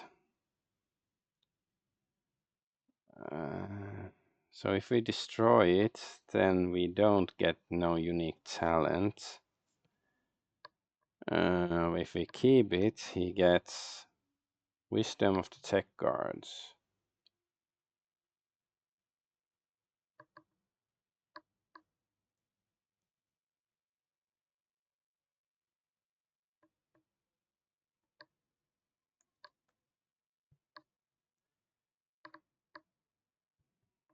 So it gets bonus to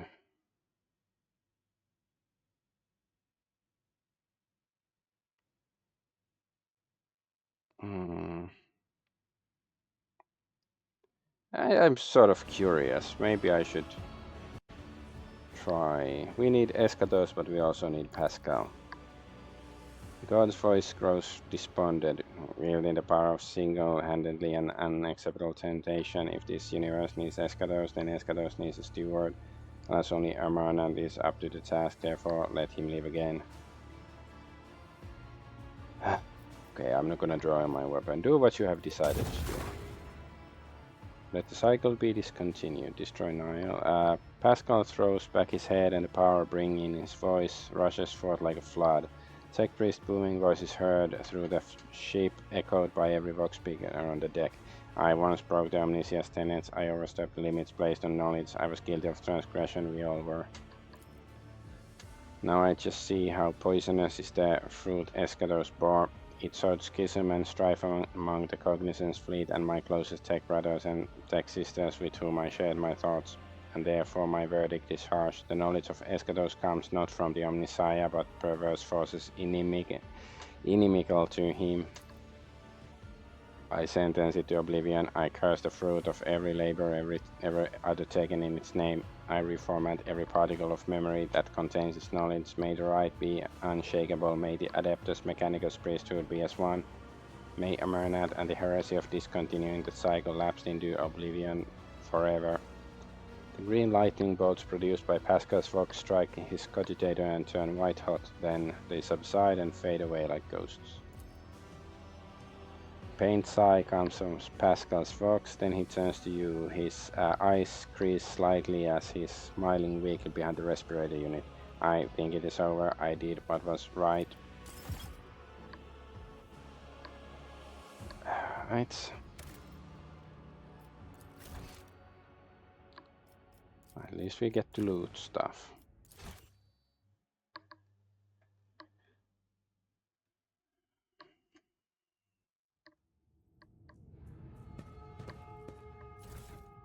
What's this? Poltergeist field emitter.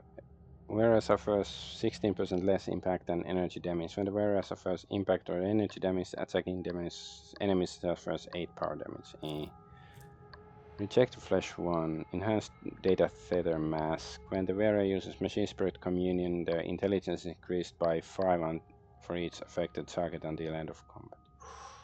That's probably good. Overcharge gloves. Whenever the wearer uses overcharge on plasma weapon, the attack ignores enemy deflection, deals plus 18% additional damage. Whenever the wearer's ally under the target of the joint analysis ability hits target with an exploit, the wearer gains plus 5 perception. Reinforced Tempestus Carapace. Reinforced armored body glove. This Mars pattern omniscient axe, Mars flamer. Wait, what's the reinforced? Okay, let's keep one of them.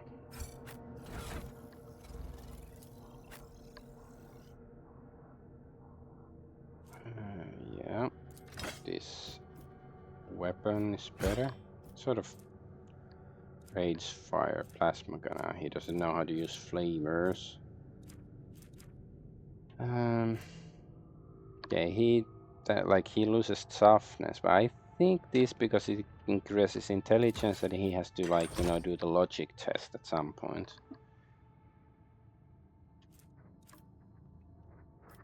So what is the Machine Spirit Communion? Yeah, it's that thing. For each affected target, yeah, so I think this is basically meant for this thing. To solve the paradox.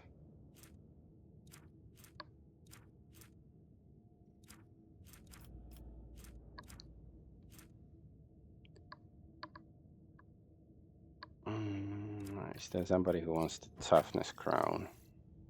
Not that one. This helmet grants his wearer immunity to enemy critical hits for the first 3 rounds of combat. That's probably good for her, yes. Bonus willpower, yeah. 8% armor, help, also fellowship equal to 4. Maybe plus fellowship.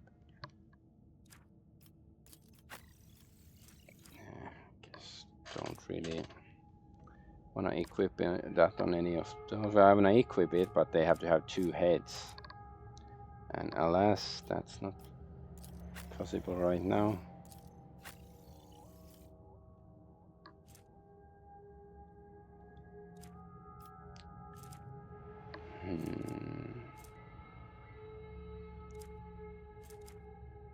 Oh yeah, that was like, what sort of, do we have a better gun for him? Well, it's been a while because now he's quite fast. Like when he started playing, Pascal was quite slow, but now he has some buffs and stuff, so he's quite like fast and movement speed is good. So now he can usually run to an enemy and hit them in the face.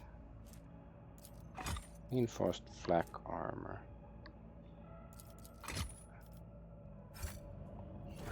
Let's see, dude.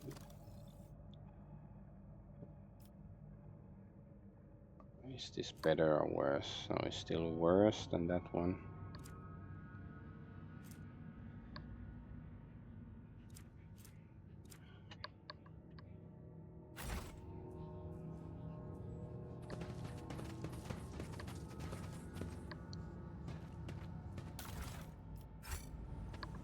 The cycle has been discontinued.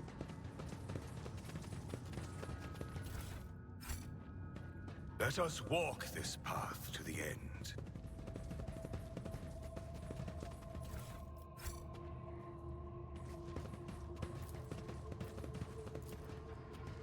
Operation successful. I think that's probably all. Yeah, I don't see any hotspots or anything. Now we just have to go to the Furibunda system. With each step, I forge my destiny among the stars.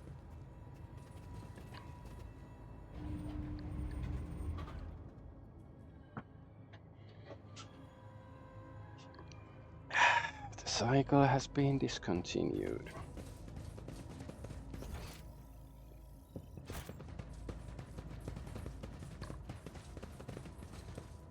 Or should we talk to the NPCs? Let's see if this guy or the shaman say anything new.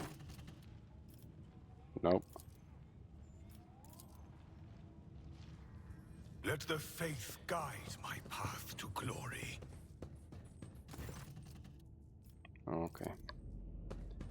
Fine.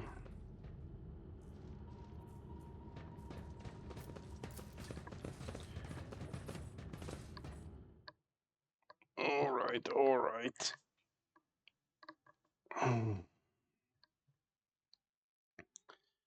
System Speculo.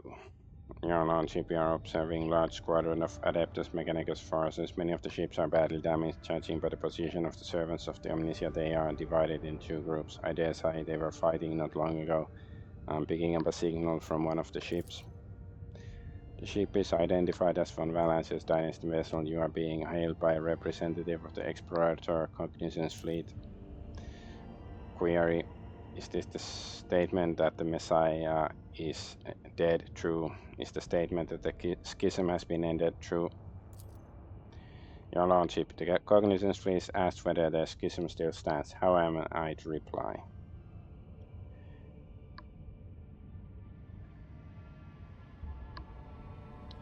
Tell them the statement is true. The heresy has been exterminated. There is no more reason for bloodshed. We are picking up an active Vox exchange on encrypted frequencies between the Explorator ships. Incoming message. The Cognizance fleet praises the end of the schism. The non-conformity will be overcome. The purity of the ritual shall be restored. The Omniscient knows all, comprehends all.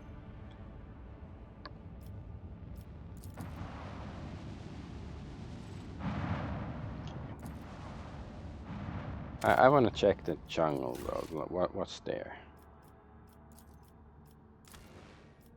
Like, I'm pretty sure we've been there, but is that the... I remember there was some planet with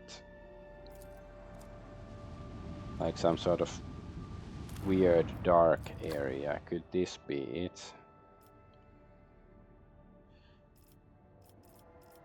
Let's just say like Idira or something. Maybe she has an insight into it. Yeah, bottomless pit. Yeah, this is that place. Yeah, we couldn't figure it out back then, so I wonder if there's something we can do different now.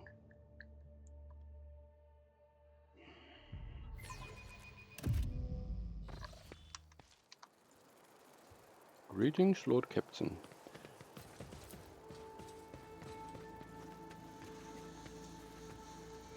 Dogs. Speak to the fear that dogs you. We shall reclaim what is rightfully ours. Inside the containers are the remnants of stone frescoes depicting black spots surrounded by structures of some sort. So yeah, here's the black spot. Numerous ropes and cables end abruptly at the very edge of the pit, vanishing into the gathering darkness. Black impenetrable darkness carries on with a silence existence. The barely noticeable words in shaky handwriting. Touch the darkness and then darkness will accept you. Maybe we like refuse to touch it or something, so then we cannot move closer, like go closer or deeper into the storyline of this quest or something. But maybe that's a good thing. Surface covered scratches, blah blah blah, rudimentary, whatever, it says stuff. We've been here, but I guess there's nothing we can do. Nothing we can do, at least that I can think of.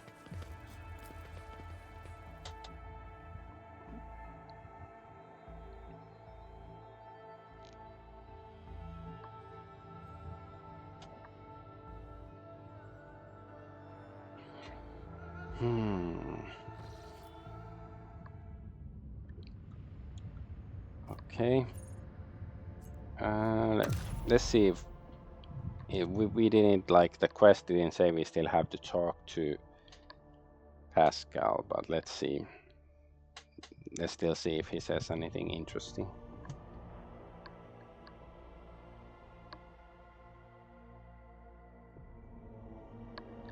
Da da da da da da da da da da da da da da da da da.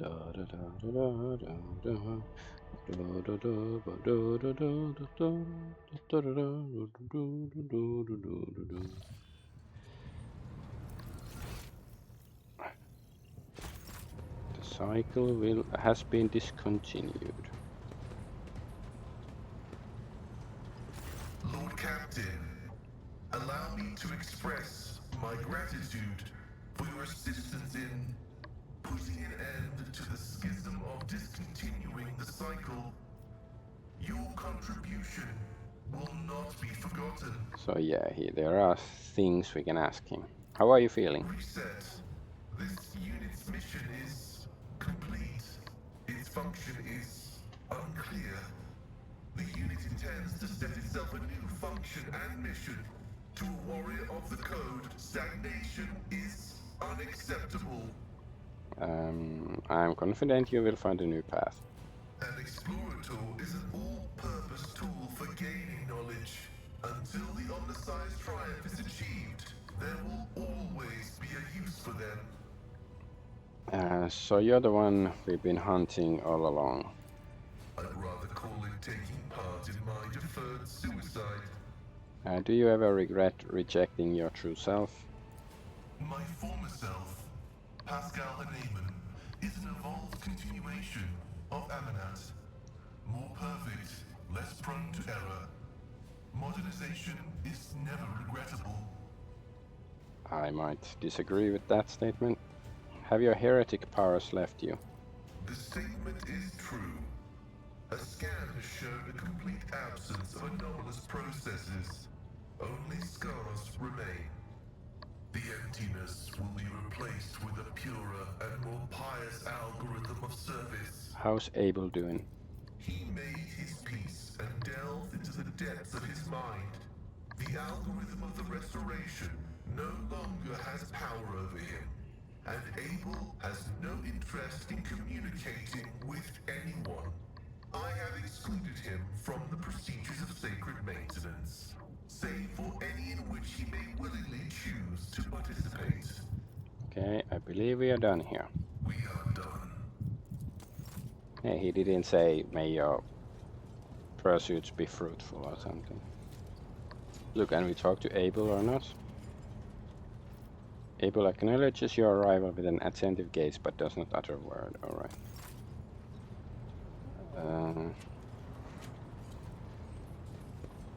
We like... Do we still... Shireen, the burden of a trade represent... Oh, I have no doubt. She said a lot of things, but whatever.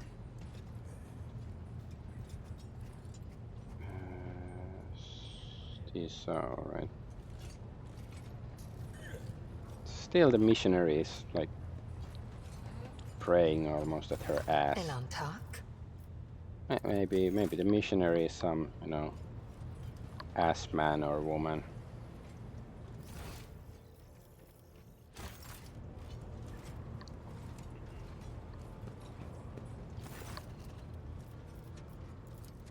Of course.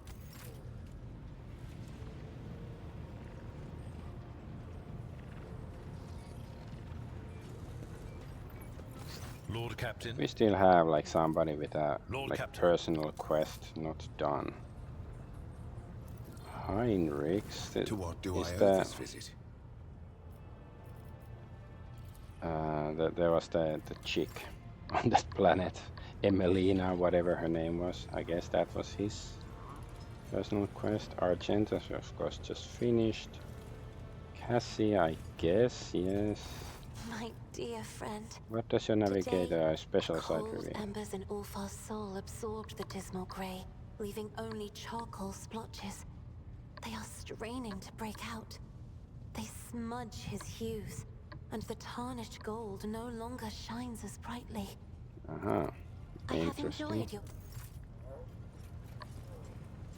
Let us raise our cups at Fator, in honor of deeds accomplished and in expectation of those yet to come. So now you know where your brothers were heading. What will you do? Help you to deal with the enemies who besiege your home, and then head for the coordinates that Thorvald gave me. Well, I know, Edvater, that you are dauntless. And if I but say the word, you will join me in my seeking. But the place I will voyage to is a perilous one.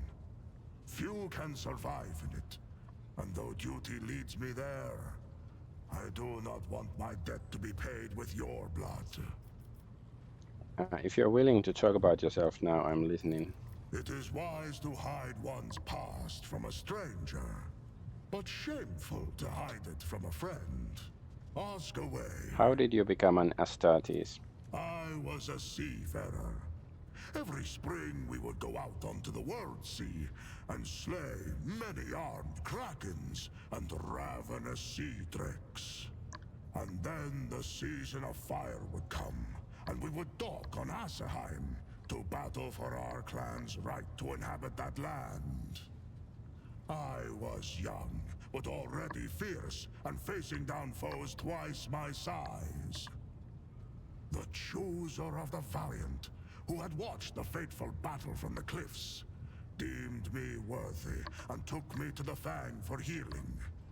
My clan was proud. I spent years in training before I passed through the dreaded gate of Mordkai, bowed on the runestones before both his heads, and walked into the Valley of Dreams. As for what I saw there, do not ask me. That is between me and the Death Wolf. The Rune Priest scoured my soul, but found it untouched by corruption. I returned, and I partook of the cup of Wolfen. The Canis Helix entered my blood, and the agony of transformation changed my body to resemble that of a beast. And my mind was drowned in the dark depths of bloodlust. My return from the dark was long and cost me greatly. When I stood in the hall at the Fang once more, The rune priests imbued my body with the remaining gene seed and implanted the necessary organs. But those trials were nothing compared to what I had already endured. What happened in your final trial? When I overcame the darkness of Wolfen in my soul, I set out for the Fang. Every neophyte must undergo a hunt during this journey. One might fight a fearsome wolf, another a sly snow worm. I crossed paths with a doppelgrendel, a cunning and rancorous spirit. Doppelgrendel is an interesting name. For 5 days and nights did we bring our wits and wrath to bear in battle. The spirit changed its guise, but in the end, I gouged out its eyes. Fleeing, it hissed a curse. Nowhere would I find an honorable death, vowed the creature. My saga came to an abrupt and inglorious end, like a noble banner moldering and fraying at the edge. When I made my return to the Fang, clutching that crushed eye, the rune priest looked at me, and his face grew grim.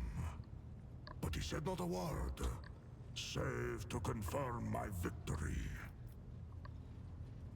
Do you believe the creature's curse holds any power?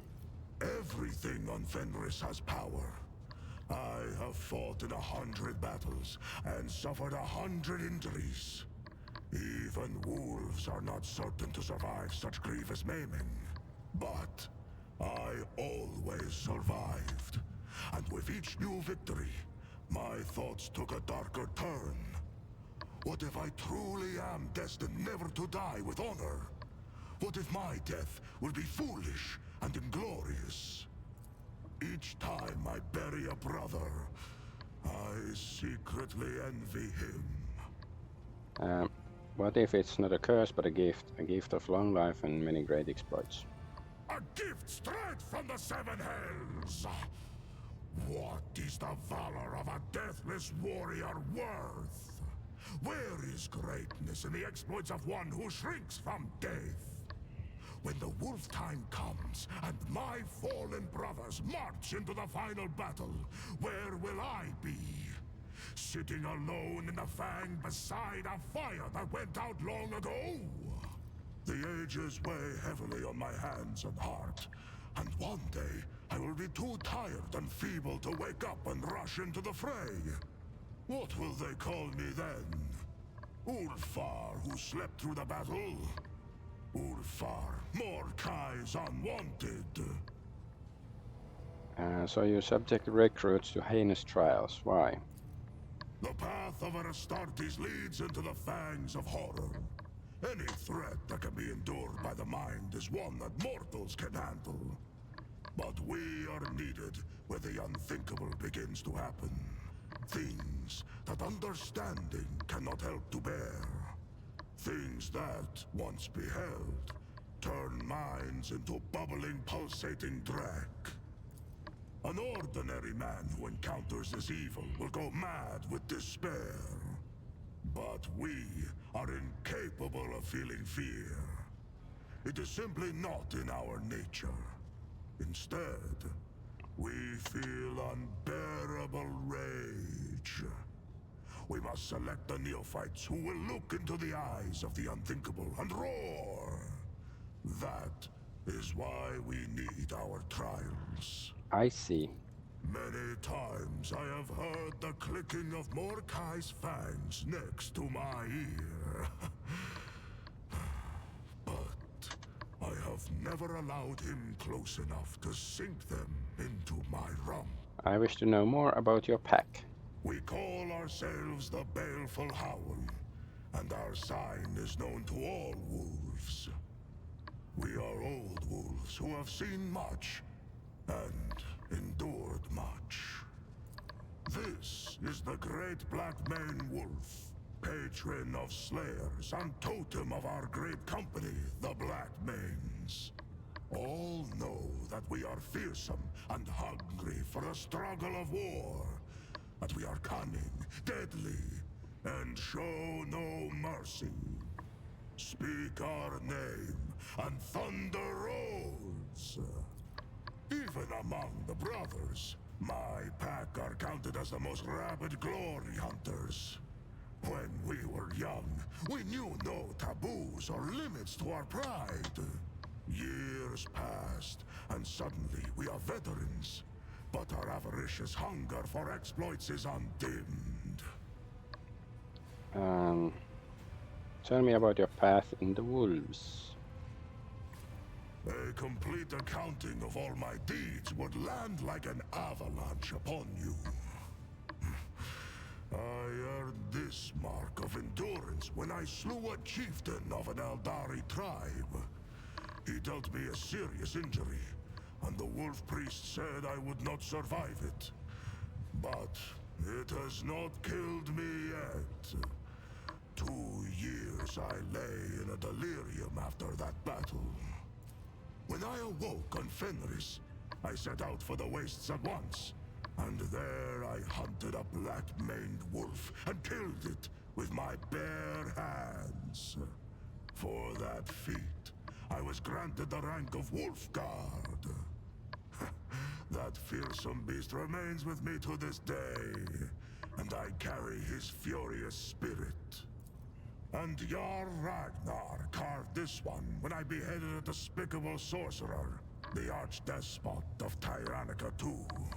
Many brothers fell victim to him, and we do not sing that saga before mortals, for the preservation of their minds.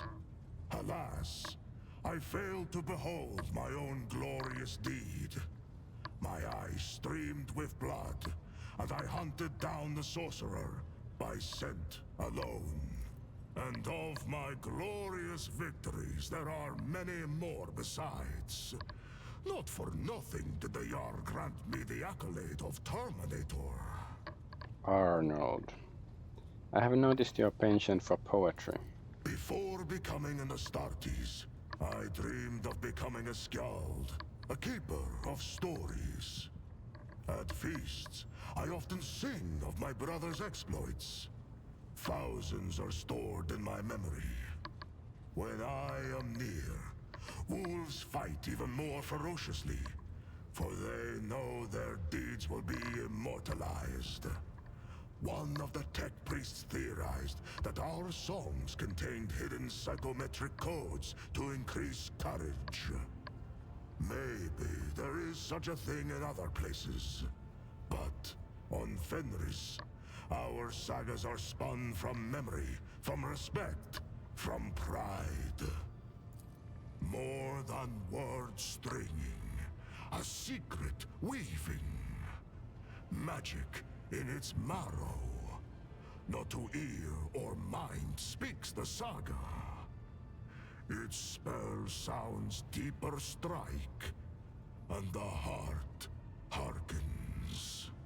Your brothers call you Thunderlong. That is my moniker, yes. My voice knows no fatigue, whether fighting or feasting. I can recite the glorious sagas and terrify foes with my battle cry for hours. Oh, this fine name was given to me by my loyal friends, Arnulf Bloody Axe and Skjaldi Twice Thinker. Tell me more about Arnulf and Skjaldi. The bonds between us were many. Arnulf was my sworn brother. It was he whom I faced down in the battle where the chooser of the Valiant noticed me. Arnulf too was deemed worthy. We went from bitter foes to setting aside the enmity between our clans and becoming close friends. He gave me this blade to show that the past was forgotten. Quick to laugh was Arnulf, and fearsome in a fight. Almost as fearsome as me.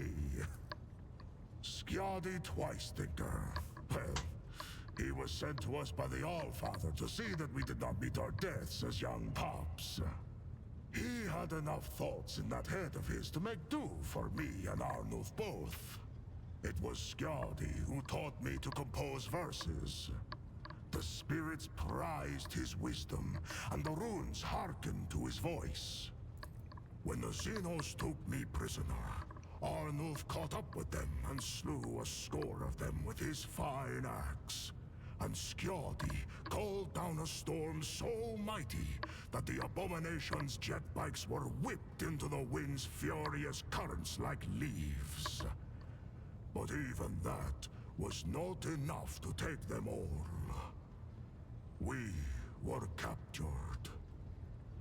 Tervantius took Skjoldi first and turned his body into something unthinkable. Then he took Arnulf, and during the many hours of torture, my brother's only response to the freak was disdainful laughter. And then he fell silent. This means you must perform feats of glory in their honor, that their names may be remembered 1,000 years hence. And their sagas will be sung in the Hall of the Immortals, sowing valor in the hearts of the young. Thanks for your answer. I enjoy telling stories. Fenris Hjoda. Alright. This is finally time to leave.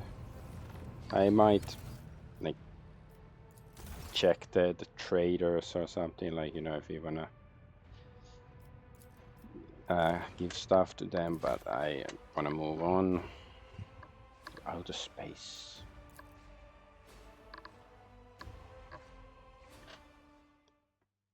So I guess we finally can head towards Footfall once again. Is it for the last time?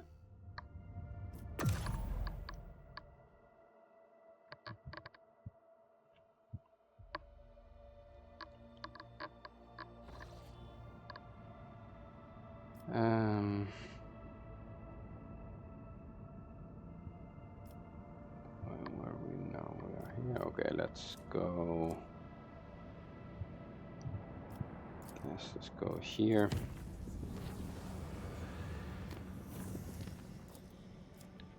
Then here.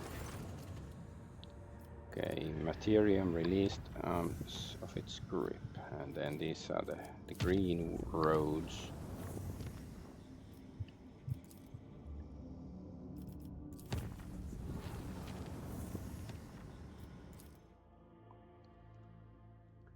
The Furibundus system.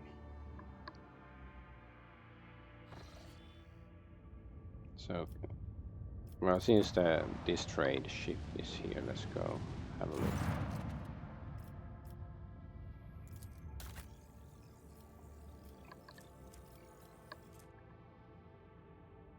Oh, wait. That's the last level. Let's see, we need like almost 8,000. Let's see, do we have, they want Eldari trophies. And heretics are almost as good. Let's see, let's just...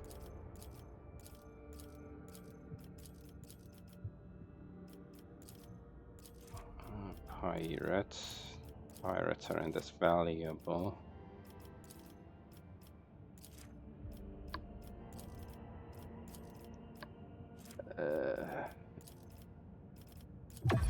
Alright, max.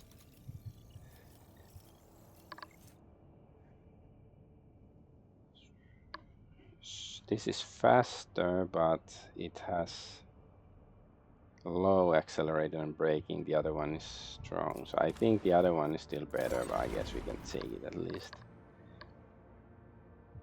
This is just 9 on each side. The other one is 12. Wait, what's the... It's like 36. 4 times 9, and then it's 12 to 24 plus 12, so it's 34. So I guess that military adamantite stuff is slightly better overall. Plasma battery, 3 shots, 39.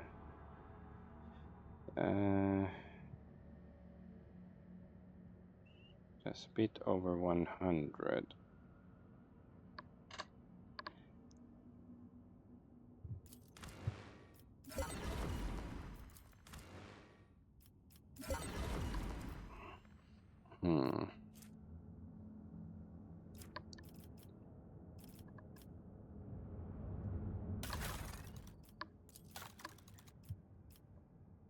Why don't we have a master cannoneer? Because she was absent from the party for like, 5 seconds.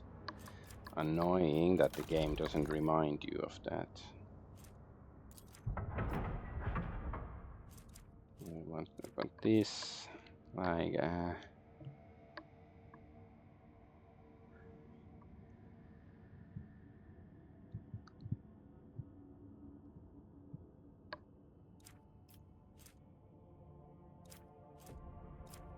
maybe we can try that.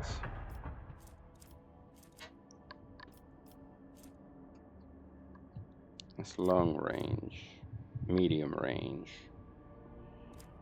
Yeah, long range is usually good, especially like in the side cannons. This is maxed out. I guess we can improve the RAM a little bit.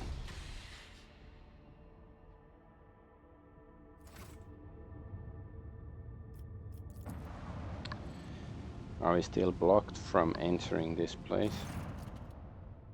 Okay, yes, we can't go there. Alright.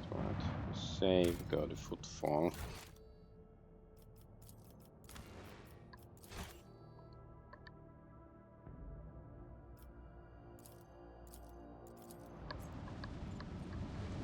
I wonder whether we can just go talk to the Inquisitor, or maybe there's something going on, maybe there's an attack, maybe the Inquisitor is absent. Atrium, I guess.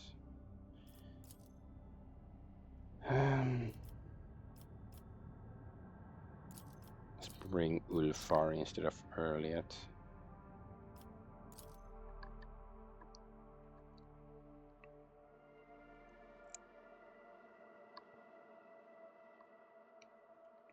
Yeah, I'm not sure if we've been able to use Ulfar's new axe in battle yet. I don't think we have, because we haven't really used him in battle, and I don't know if there's gonna be any battles on this station right now.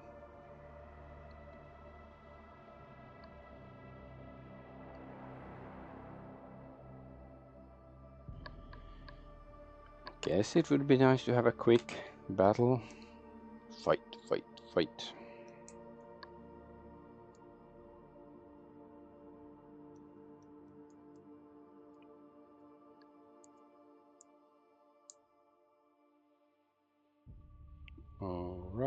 Alright. Yes, game, it's 100%. That should mean that you shouldn't be loading anymore, but yet you're loading. Please don't lie to me, game. The Omnisaya is not happy with this kind of procedure. It's not very logical.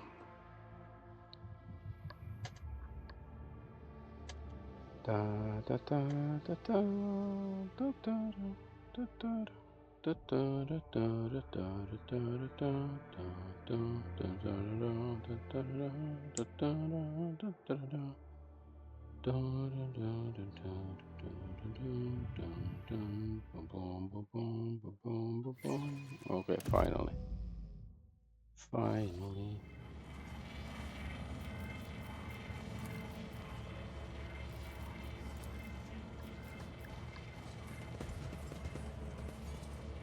Zeta move. Have data on planets that will be interest to your owners. We got some profit factor. Okay, I guess we can see the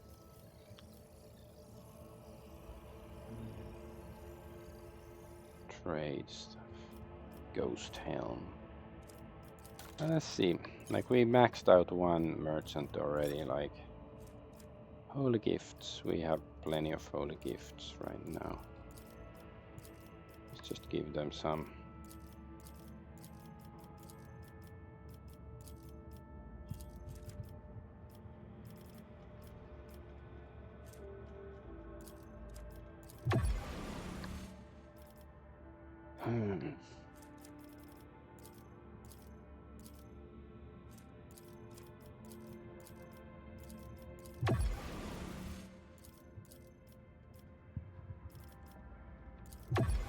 Okay, we gained a few levels. Okay, let's see if there's any good stuff here right now.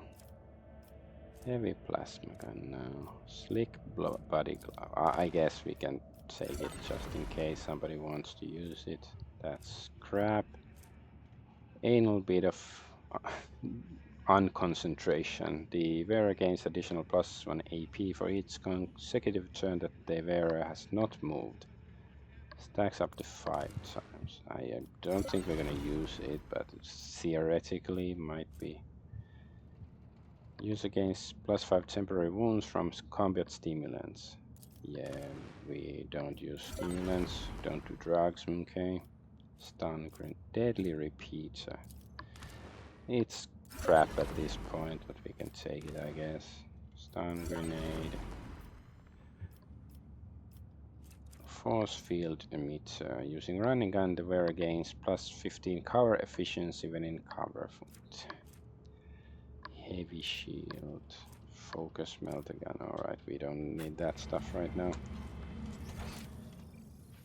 Let us walk this path to the end. Glory to the rogue trader. Is the skull with us? The floating skull.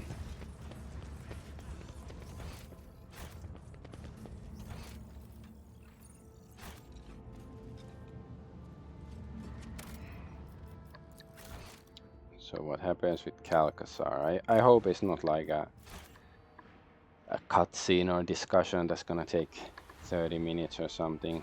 Whatever's gonna happen.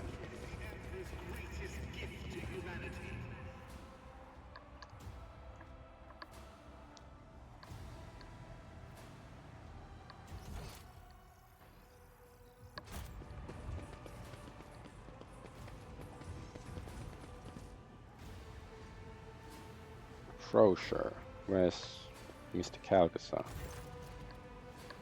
The old servant cast a sharp, appraising glance to you. How can I be of use to you, your lordship? Look around.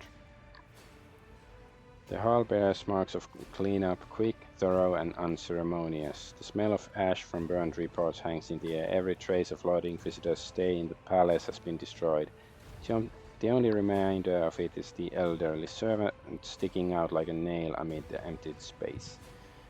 Where's Calcasar? The Lord Inquisitor is away on an urgent mission. Frosher's colorless voice matches his starkly unhelpful reply. He has abandoned you here, then?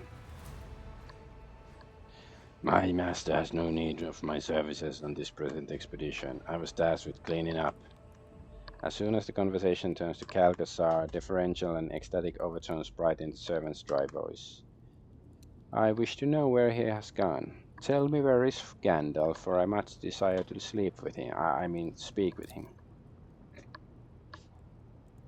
The Lord Inquisitor warned me that your lordship would inquire about that. He left me instructions. What's this? You learned the Inquisitor's Calcasar's trust. There are a few bones more precious to be found in the entire Chronosis. Oh, we've won his trust. I didn't even know. The servant's face relaxes as though he has fallen asleep. What he says next carries an echo of Calcasar's rumbling voice. Your lordship, I regret that we never spoke. A matter of special importance has forced me to leave footfall. As you may guess, I have a plan for defending the Expanse, but the events of Euphrates too have shown that the plan is compromised. The breach of secrecy has left no time for preparations. I must accomplish something monumental and dangerous. Some would say too dangerous, but I hope that your loyalty and agile mind will lead you to fully appreciate what I intend to do. That is why I am giving you an option to find me and hope join me. I'm traveling to the ancient dimensional gate in the Porta September system and beyond. If you wish, you can follow me and share with me the burden of responsibility for what is to come. And if not, pray for me, for I could use any help I can get. The Emperor protects Adolf Argonaut von Valancius. Argenta frowns, painfully processing what she just heard. A call from his servant must not go unanswered, but what is this plan for defending the Expanse that the Lord Inquisitor hides in the shadows? These tidings bring unease to my heart, rogue trader. Abelard says, once again the Lord Inquisitor permits himself to treat rogue traders as common servants. It baffles me that you're still willing to put up with this audacity, Lord Captain. Kill the servants. What was the plan that Calcasar was gonna execute? Of that I am ignorant, your lordship. It was decided due to secrecy concerns that I should not know the details. I don't think there's much point in killing the servant. Like, you know, Calcasar values the servant, and, you know, I don't like Calcasar, but still, it's a bit petty just to kill his servant for that. Then I must go. Farewell, your lordship. I hope you help my master achieve what he set out to do.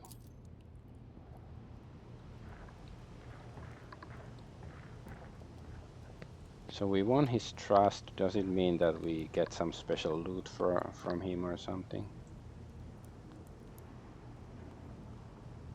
I guess not.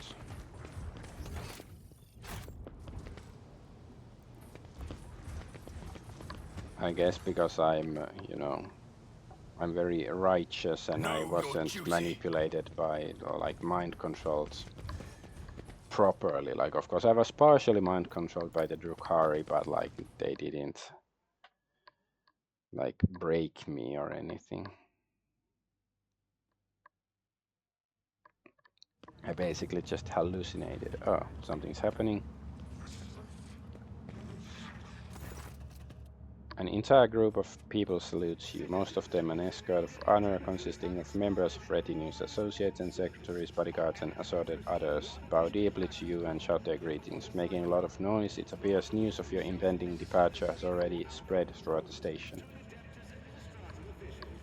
Leaving us, are you, your lordship? Vladimir Tokarra is once again in his clean, decorous imperial bureaucrat persona, as if the cutthroat who carved himself a bloody path back to the Elysian throne never existed. You help Vladimir Tokarra regain his status as Liege of Footfall. My flock tells me... No, wait, this is the... My flock tells me rogue trader von Valencias is going off on a long expedition. It would be unrighteous to let you go without a blessing for the journey. Community game interaction option unlocked. Purpose of data exchange, strengthening ties, delivering a gift material asset donation to an ally. We barely got the news that Lord Inquisitor had left this cozy footfall perch, and now you're off on a long journey too, Ryza grins contentedly. I thought I might well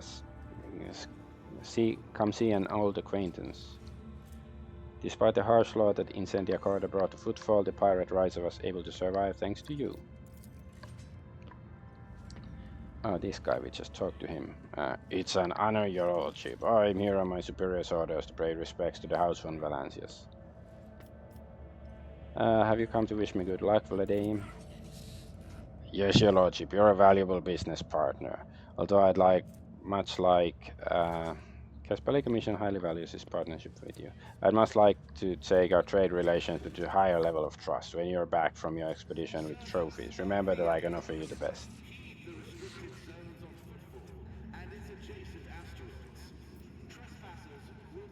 Keep up the good work, but remember you are running your business under my protection now.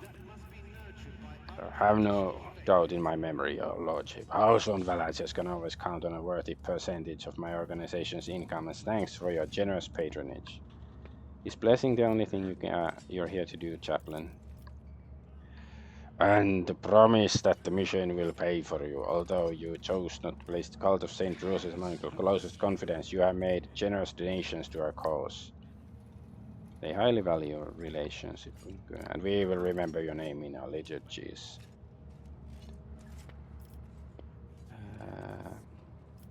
May the Emperor help you in your undertaking.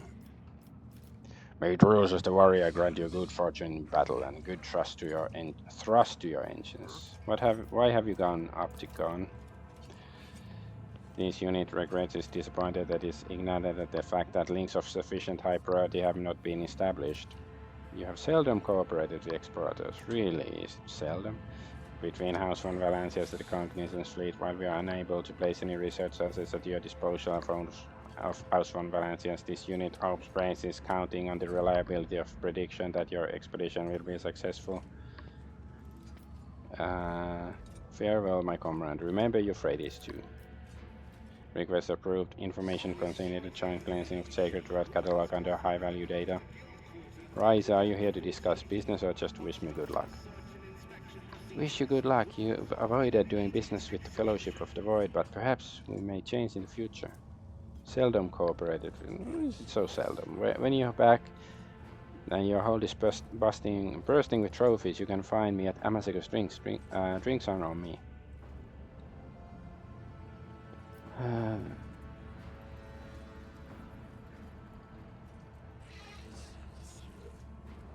Just know that when I am back, I will cleanse the expanse of the archenemy's servants. You had better not be among them.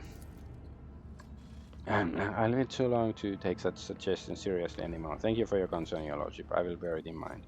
Turn to the officer. What are your orders? Oh, we got something. Because we have...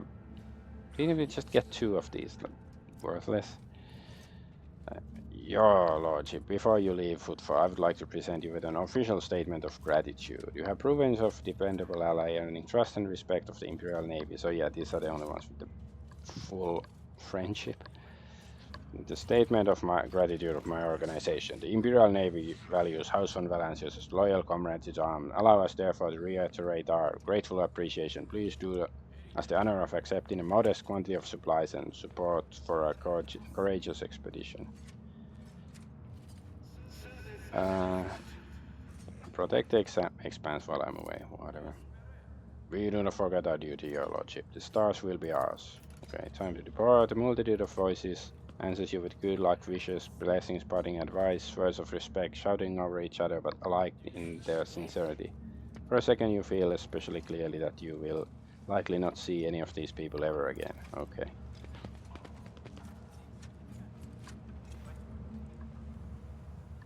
So I guess we are heading soon to the final dungeon. But that will have to be next time then, tomorrow then. Let's get back to the ship and save.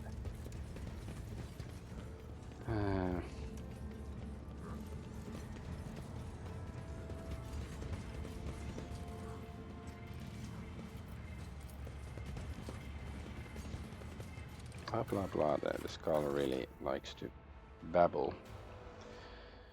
Maybe I should max out the trader dues as much as I can. Your lordship, we have a long expedition ahead of us. It would be reasonable to replenish supplies, ammunition, spare parts, better equipment. Who knows what we are about to face?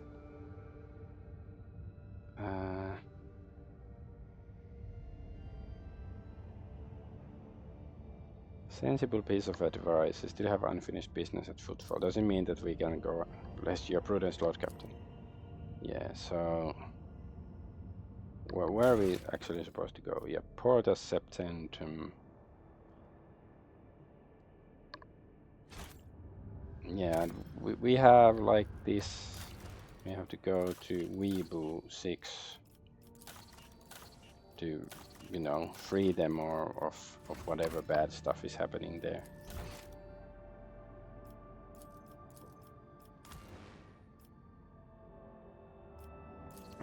Let's go to the bridge actually. So next time I can do the trade stuff, whatever, you know.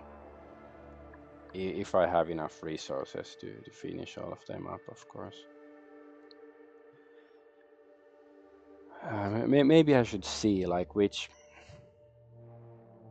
of the, like, you know, the highest level items are actually useful for me and focus on them, but I'm gonna do that tomorrow then. Not today. That's what we tell death. Does anybody care about Game of Thrones references anymore? Probably not. But I am Adventure Argonaut, and I thank you for watching. Bye bye.